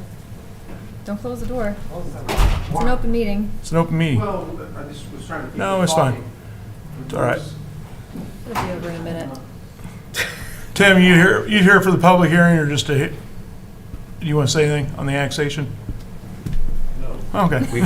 Mark, we have to open the doors. Doors has to be open. They can't be closed. It's fine. I'm not worried about the noise.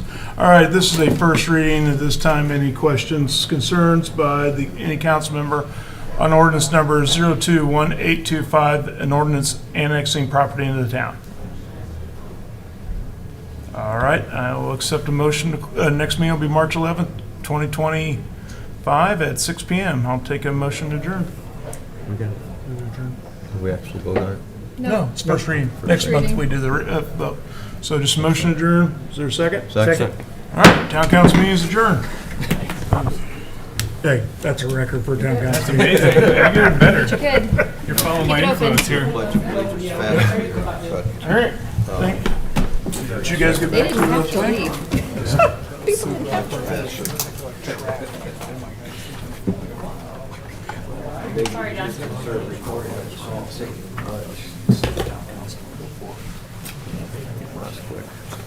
I will, I'm trying my best here.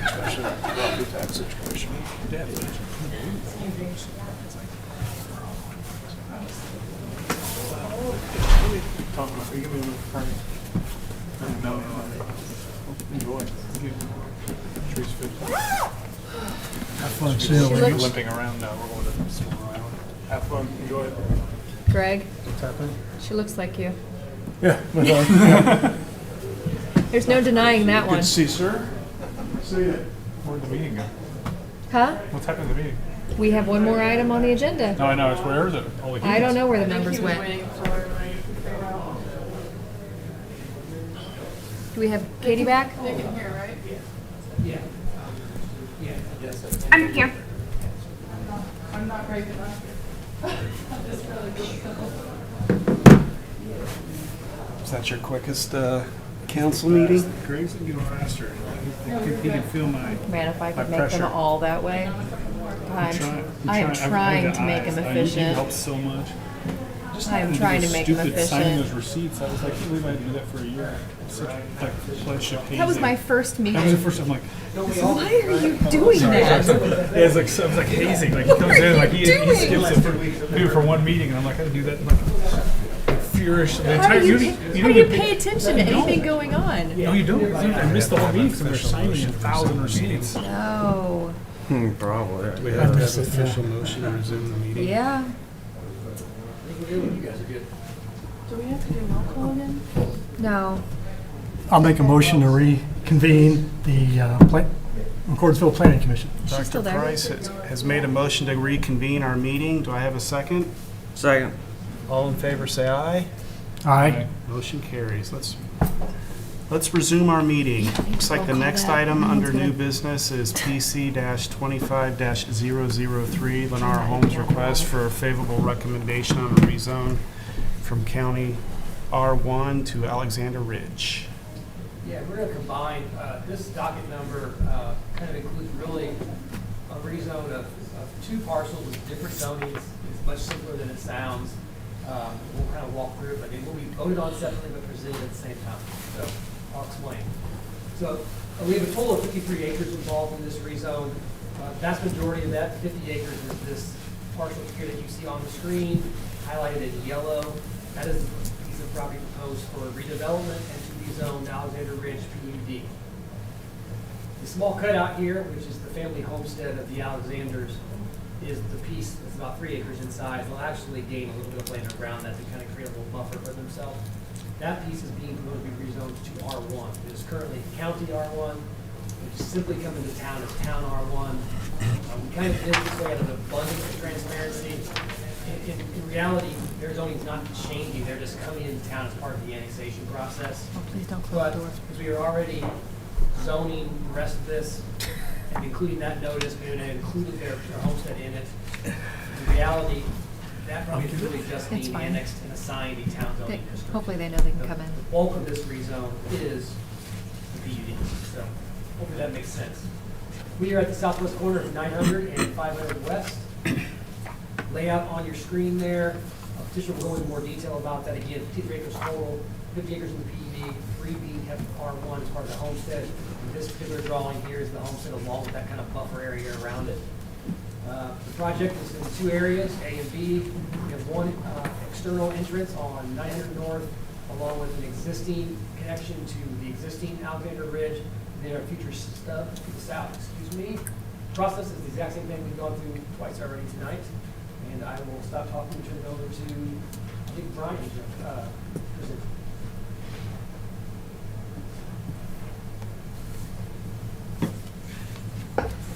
Thank you. Will you move the slides when I You got it. ask you, please? Yes, sir. Thank you, sir. Mr. President, members of the Plan Commission, again, good evening. My name is Brian Toohey. My address is 50 South Meridian. I'm here representing the petitioner, Lennar Homes of Indiana, LLC, on docket number PC 25003. Thank you for your time in hearing our case this evening.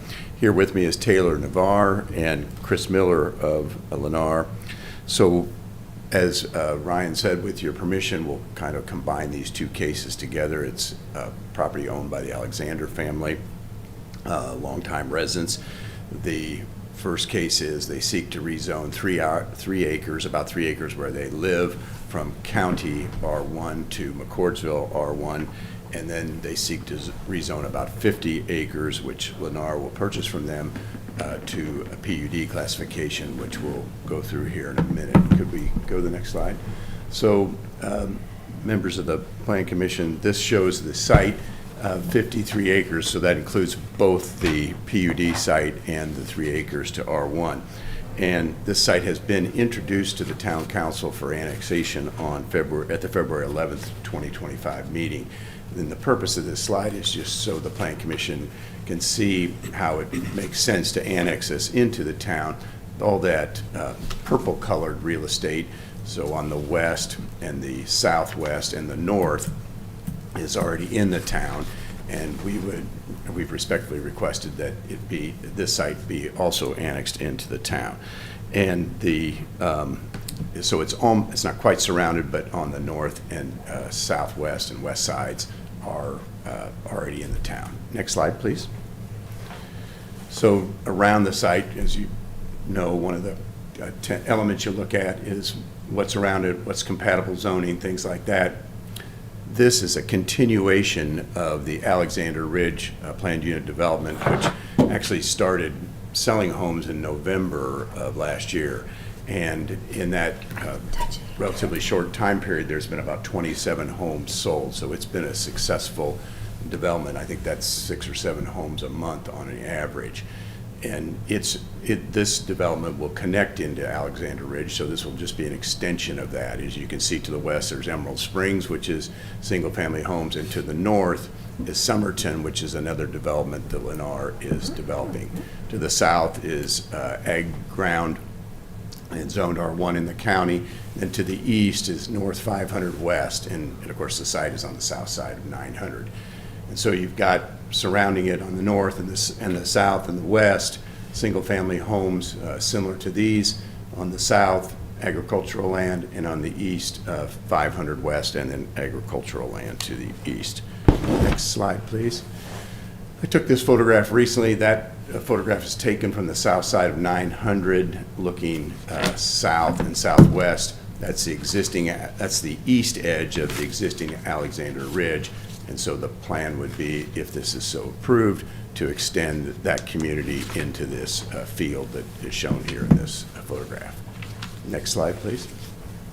This is a photograph, again, recent photograph of the amenity area and the entrance into the existing Alexander Ridge, which is just to the west of this, just to give the Plan Commission idea of what the current Alexander Ridge entrance looks like. Next slide, please. So as Ryan said, and the way to look at this is 900 is up at the top of this screen. So right up here, yeah, right up here. And here's 500 right here. And here in this white is that Alexander Ridge. In fact, the existing Alexander Ridge, the photograph you saw a minute ago of that amenity area was taken right here looking south. Lennar's proposal is to extend it out here. So when you saw the photograph of the field, that was taken up here looking this way. These were some of the homes you were seeing at the background of that photograph. It would connect here. There'd be a separate entrance off of 900 here, similar to the existing Alexander Ridge. And the idea would be to rezone this to the PUD classification, about 50 acres 107 homes, so that's slightly over 2 homes per acre in terms of density. And there would be 2 areas. There'd be Area A, which is in this sort of, I'll call it a light yellow color, and then Area B, maybe a salmon color, I guess. This would be ranches in 2 stories on lots approximately 70 by 125 at a minimum, and these would be homes on 60-foot lots by 125 at a minimum over on this side. The development would feature an amenity area in here and up here. The amenity area would include walking trails connecting through the subdivision as well as sidewalks on both sides of the street, pickleball courts up in this area, a pergola and playground down in this area, again, all connected by an 8-foot path. Additionally, I'd respectfully point out to the Plan Commission, this development is set back quite a ways from this road. There's about 215 feet or so before you get to the backs of these lots. And in terms of the way I think about stuff like that, that's about 2/3 of a football field in depth along here, along the frontage. And the Alexanders would continue to reside in this home right here that we are requesting to be rezoned R1. Then over here, there'd be an undulating berm along 500, about 50 feet wide or so, landscaped, and so to screen off the backs of these homes from 500 north. So again, 107 homes and 2 different areas in the main body of the subdivision. Next slide, please. How would it look? So this gives you an idea, approximation of how it would fit in. Here's the existing Alexander Ridge that we've been speaking of. Here's that street that would connect. That one photograph I took was from about here, looking that way. Those were the homes you saw in the background. The picture of the amenity area was right up in here in Alexander Ridge.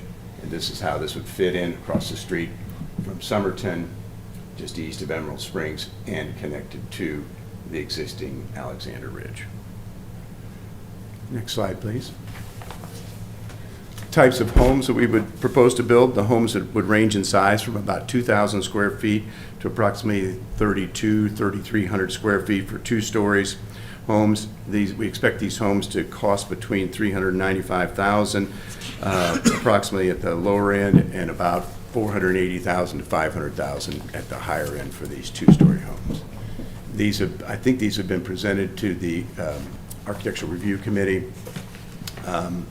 and these are renderings of the types of homes they would build. Next slide, please. The last renderings were the 2 stories. These are the renderings of the ranch-style homes on the 47 lots. These homes would be between approximately 1,560 square feet to about 2,225 square feet. We expect these homes to cost just under $330,000 plus or minus at the low end, and $380,000 to $400,000 at the high end. I thought the Plan Commission might want to know this. The average sales price in the existing Alexander Ridge is just under $435,000, and those homes have ranged from about $373,000, so roughly $375,000, to just under $500,000. And as I mentioned, they've sold 27 homes, so it's been well received by the McCordsville community. Next slide, please. So we've got a number of standards. There's 2 or 3 pages of them in our PUD, but some of the highlights are there would be no vinyl siding.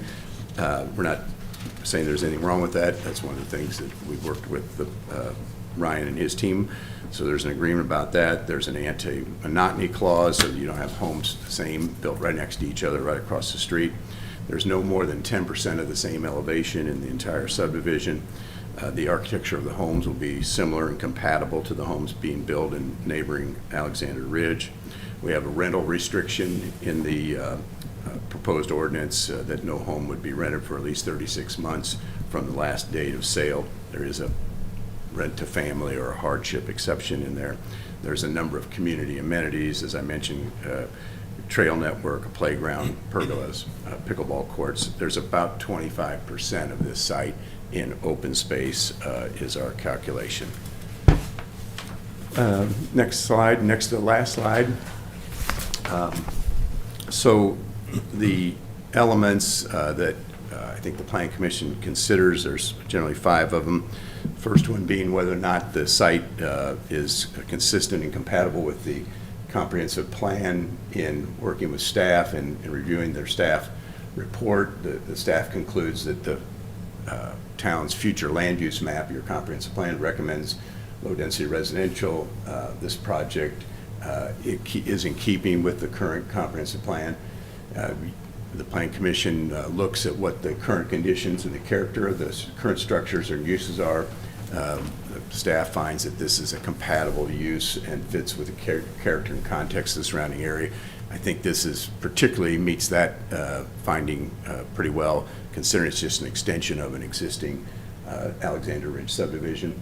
The 3 and 4, the most desirable use for which the land is adapted and conservation of property values. I think that you would want to likely have single-family homes on this site, given their single-family homes directly next to it to the west, and also Somerton to the north. Those single-family homes seem like a desirable use and a consistent use with what's in this area. And then whether this is responsible growth and development, and Ryan concludes that the proposal meets the intent of responsible growth and development as it's addressing roadway impacts, will pay impact fees and pay park and impact fees, and will further the extension of the town's wastewater system into this area. I think there's also a bit of evidence that supports that, with the fact that the sellers of the land are living right next door to this and are going to stay there and asking to be rezoned into the R1, into the town. The last slide, please. Thank you, Ryan. So it seems members of the Plan Commission, again, thank you for hearing our case tonight. This annexation, which is pending, and this rezoning, if it's so granted, it allows for an extension of an existing subdivision that, given the rate of sales, has been well received here in McCordsville. And it's a consistent and compatible use with what's right next door to it and across the street. It will certainly increase the tax base of the town of McCordsville. The use of single-family residential homes seems to be consistent and compatible with adjoining residential uses. Your planning department believes it's consistent with the goals of your comprehensive plan. It provides for an attractive amenity package for residents. And lastly, the staff is in support of this petition, and we would greatly appreciate your favorable consideration of this matter. If it is so approved, to give you an idea of timing, we would likely start development work in fall of 2025. You probably would not see homes until the spring of 2026 or summer of 2026. And this would be an estimate, but you would expect the development and homes to be complete sometime in late 2028, assuming the housing market stays consistent with what we have today. We will try to answer any questions you might have, and thank you again for your time this evening. Thank you. Brian, this matter does require a public hearing.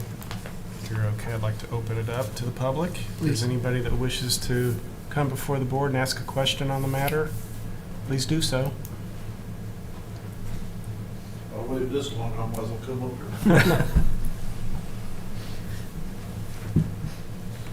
Tim Plank, P-L-A-N-K. I live, if you can put the first picture up, I live right across. Yep, this one. I moved here in '84. This house is newer. This is an older house, but they've moved in since I've moved in. Tom's built since I have. We all knew this was coming. We're not gonna stop it. I just asked one thing of Lennar. I get sick and tired of picking your trash up out of my yard. Every week I wanna mow a yard. I got my tweezers with me. I'm picking your trash up. I was gonna take a picture, but somebody mysteriously went out there a week ago Monday and picked that whole field up. I was gonna take a picture on the way home so I could bring it tonight, but the trash was all gone. But I know, and that trash is coming from Oh, well, it'd be Alexander Ridge. And it's blowing to the west, or to the east, and the northeast. But it's Youngs get it, which is my sister-in-law. Mills get it, which is my next-door neighbors. And then Youngs get some, not near as much because they're on the west end of it. But for me, I guarantee I could pick up a pickup load every summer. I just picked up some last week. So I would like for them, or you guys, to enforce a rule. If you drive by there and see trash blowing out in the field, they get fined. And the field on the west, or the east side of 500 west, south of 900, they didn't pick the trash in there. If the snow wasn't on, drive by there and look at the trash. It's from that subdivision, float across the road. They picked up their field, but I'm sure it's probably trespassing for them to get on property that's not theirs, so. Unless you want permission from that landowner, I'll get that landowner and he'll give you permission. People don't realize when you plant corn out there with a corn planter or bean planter, all that plastic wraps around the spoke wheels and it just plays hell with the planter. So farmers, which is, I work for a farmer, we would appreciate all the trash picked up. Thank you. Thank you. Thank you. Anyone else wish to come before the board? Mr. Henderson? Brian, please let the record state that nobody else wanted to come before the board and the hearing is now closed. Just a few minor comments from staff on the trash. We have a trash ordinance. I will tell you, trash is one of the more difficult things to enforce because it does blow around, and no one ever wants to take responsibility for it being their trash. So unless it literally says Lennar on it, it is very difficult for us to enforce it. But if Lennar has any creative ideas or creative language they'd like to propose to help us monitor their site, staff is all ears for that. So happy to continue that conversation here once I'm finished talking about this. Couple other minor things. ARC for this particular item was tonight. Normally we have it the month prior. They were on the month prior, and our meeting ran long last month. If you remember, you were coming in last month, and it was still going on. So no fault of Lennar's. They did not make it to ARC until tonight. I can tell you the ARC did approve, or recommend, excuse me, their product lineup minus 4 elevations, which the petitioner has agreed to pull out. So assuming this moves forward to council next month, we'll make sure that we make necessary notes in their PUD, pulling those 4 items from the approved elevation list, and take care of that. And then lastly, I'm going to throw a curveball at you guys, and not a bad one. I want to just talk maybe and get developer's opinion and the plan commission's opinion.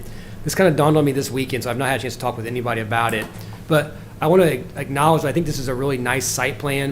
You know, this is not a big project. And when you don't have big projects, it's difficult to do really creative site plans. But the petitioner's done a good job laying out this site. They kind of divided the 2 areas between this sort of central spine trail.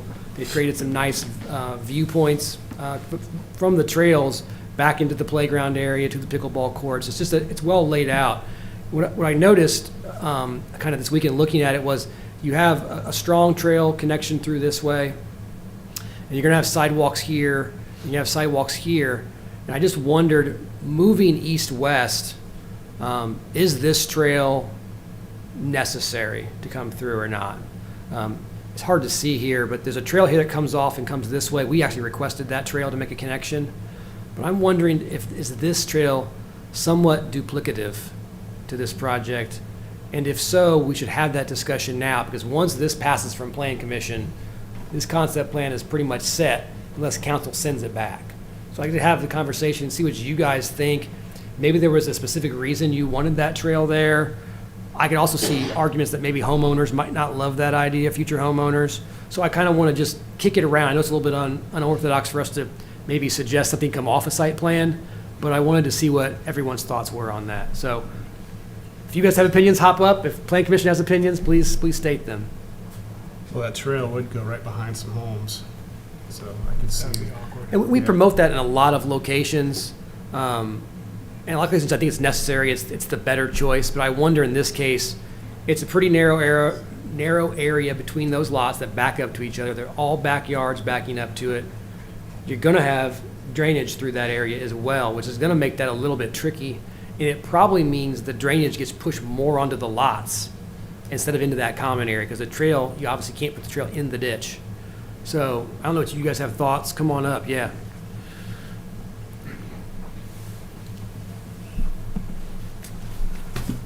Good evening. For the record, Taylor Navarre, Entitlements Manager with Lennar Homes. Address is 11555 North Meridian Street in Carmel. I want to thank you all for the opportunity here tonight. We're excited about this. As we've mentioned, this is kind of an extension of Alexander Ridge community that we have and have been very successful in such a short time.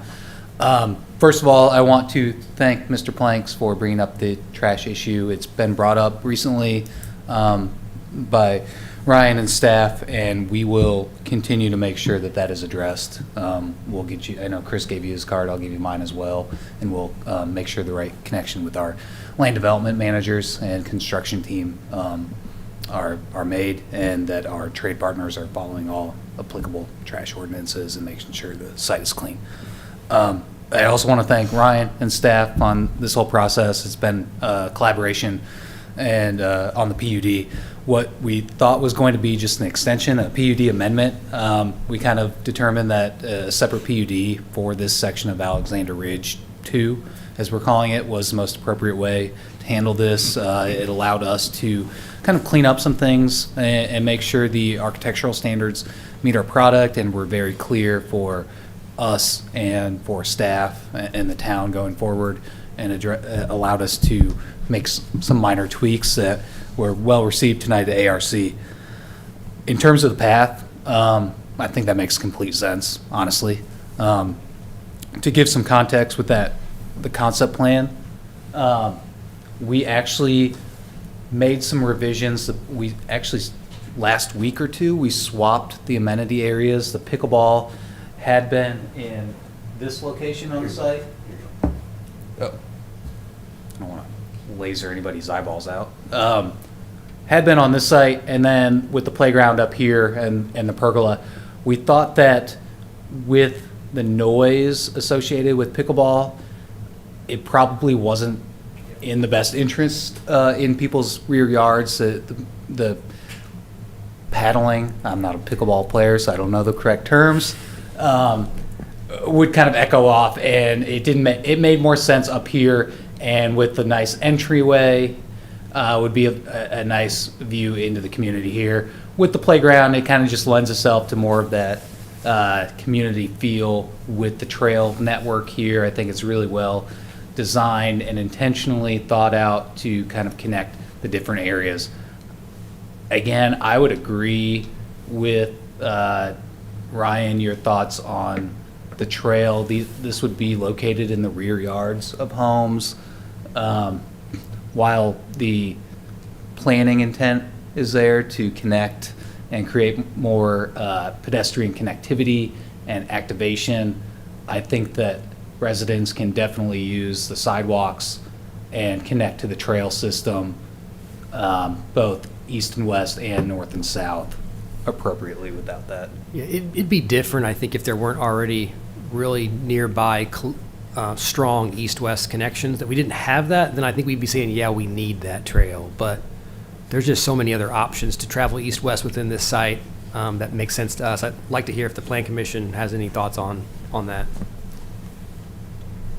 I think it makes sense to remove it because it's right in the people's backyards, and I think the water swale, you want it right on that where that path looks like where that path would be. So it makes sense to me to take it out.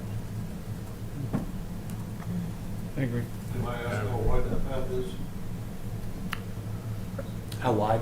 Yeah. It should be about 8 feet, 8 feet in width. It's Yeah, typical pedestrian trail path width. Yeah, and generally in McCordsville, our internal trails are 8 feet, and our perimeter trails are 10 feet. That's just kind of how we do it usually. If there's landscaping that would block it, or is it just open? I can tell you from having the, can I speak here? Sure. Yeah. From having the path, I live on the Soberton side, there's a path between me and the house to the west of me, or east of me, which is my brother and sister-in-law. It's 8 feet wide, I believe. For grandkids, or our grandkids, which we watch, they love that path when they get out there on their tricycle. If I lived in that subdivision, I'd love to have that path, because then your kids are not riding their tricycles or bicycles out in the Sidewalk or the street. as a safety Mine's still concern. As a grandparent, or great-grandparent, really, that's who was riding tricycles now. I like to see for the drainage issue too, because I used to live in drainage board of Lee County, so Go both ways. right now I'm protecting my grandkids. So other than the trail discussion, again, I referenced the ARC recommendation earlier.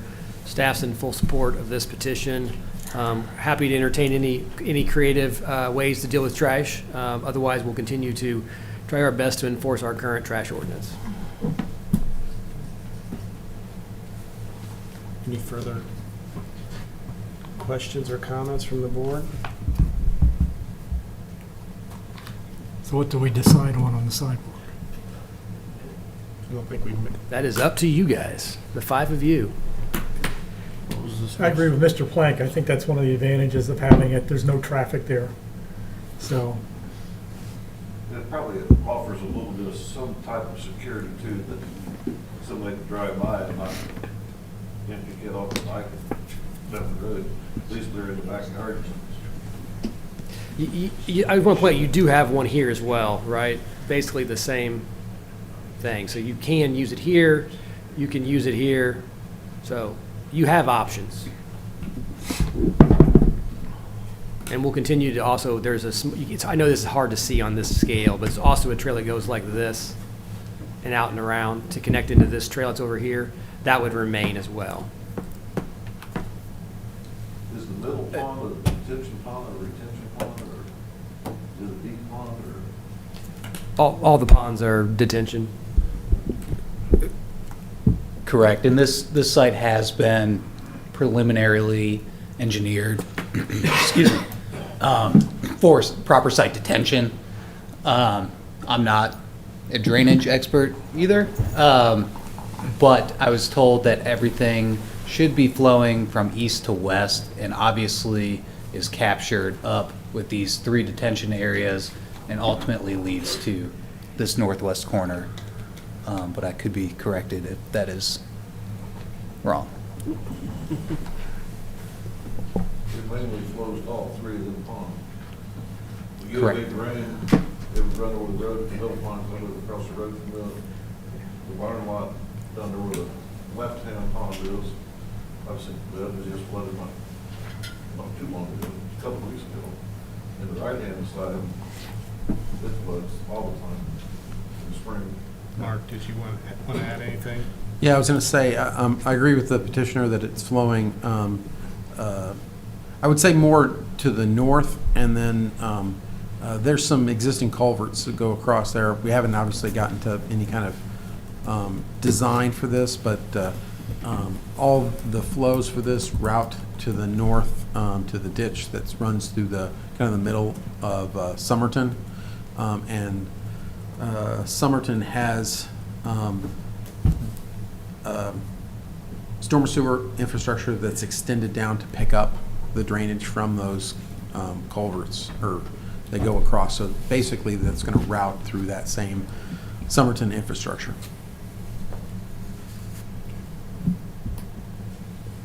Brian, did you have anything else to add? Nope. Guess we need to make a final decision on the path, right? Yep. I guess I'm kind of inclined to leave it as it was presented to the board and the public tonight. I agree. So, but with that, if there's no further conversation, I would entertain a motion on the matter. I'll make a motion to approve the Lennar Homes request. Favorable recommendation. Favorable recommendation.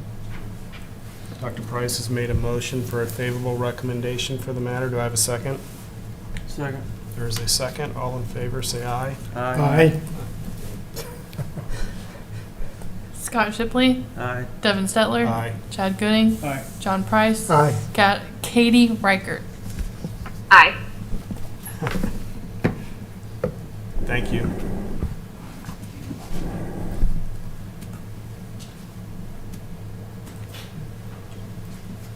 Ryan, does that clarify everything for that matter, for that petition? Yep. Okay. Any other new business from the floor? We had B there, which was a continuation of a discussion we had last month on revisions deadlines that John brought up. That is something the Plan Commission is interested in doing.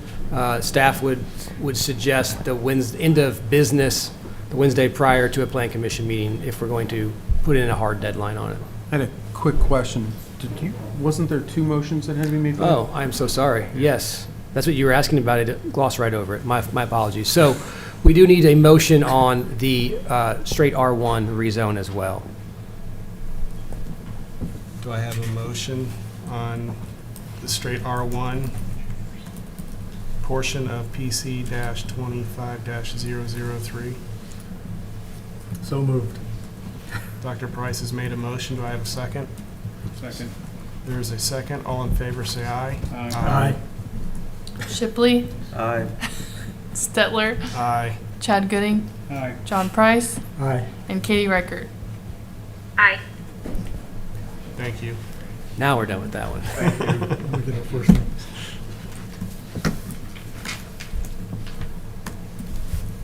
Any other new business, Ryan? Just the revisions deadline discussion. Happy to answer any questions you have on it. Did you want to do a pro tem? Because you need someone to sign a plat? We should do that, yes, next. Next after the revision discussion. Okay. We'll explain that. Well, I thought it was helpful this week because, just for example, the Drees was quite in detail, their PUD plan. And I think all that was posted, for the Planning Commission on Friday. And so it was good to be able to spend the weekend going through it because it was a little bit more detailed and complicated than. Yeah, I think we always post that. I think your question in the past has been, there's occasionally changes after Friday. We post everything on Friday no matter what. Right. Correct. But there are changes, yeah. It's kind of where do you draw the line in the sand? What's a significant change? Sometimes we catch something on Monday morning that's just a minor tweak and we want that changed. And we would lose the ability to do that with this, which is fine. It just means you're going to have more discussion and more, things to work through at during the meeting, which, depending upon what that is good or bad, right? I'm a believer you don't want to make the sausage in front of everybody. That is not a good idea. Negotiating in public puts us at a disadvantage without a shadow of a doubt. It's a terrible idea. Now, we're always going to have certain things we negotiate, right? If staff and petitioner are just at odds and we just cannot agree, staff's going to walk in here and say, we're recommending unfavorable on this project and here's why, and then you're going to get into that discussion. But usually we're able to get to a point where we're down to a few items. And I'm just a believer in it's better to negotiate those things not in the public. We talk about it a lot at the town council level when we talk about buying property, right? We have to buy property in the public eye, and it makes it incredibly challenging for us. It absolutely is not a plus from a leverage or negotiation standpoint for us. It's a disadvantage from the start for us. And so that's my only concern. It can be overcome, and if we're going to do it, staff is comfortable with that.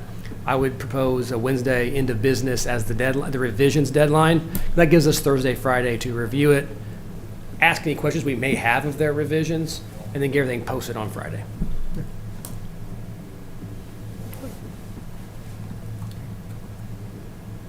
It's up to you guys. To make a motion, or? Yeah, I would say so. Unless Beth has a different way of doing it. So I'm hearing staff doesn't really have a preference. Is that what I'm hearing? Because I kind of agree with not, making sausage in the public's eye. So I don't know. Either way is fine with me, but I'd rather get things ironed out than have a big debate. Right. That's how we feel too. I would love for it to be Friday and we'd have nothing left. And that way what is posted Friday is that's ideal. It just doesn't seem to always work out that way. I hope as we continue to staff up, we can overcome some of that. You know, we're behind, frankly, a lot of time. It's not the petitioner's fault. Sometimes we're behind. And so we've gotten comments to them later than we would ideally like to get them comments. And then they're responding to us later than we'd like to get them because we've delayed them.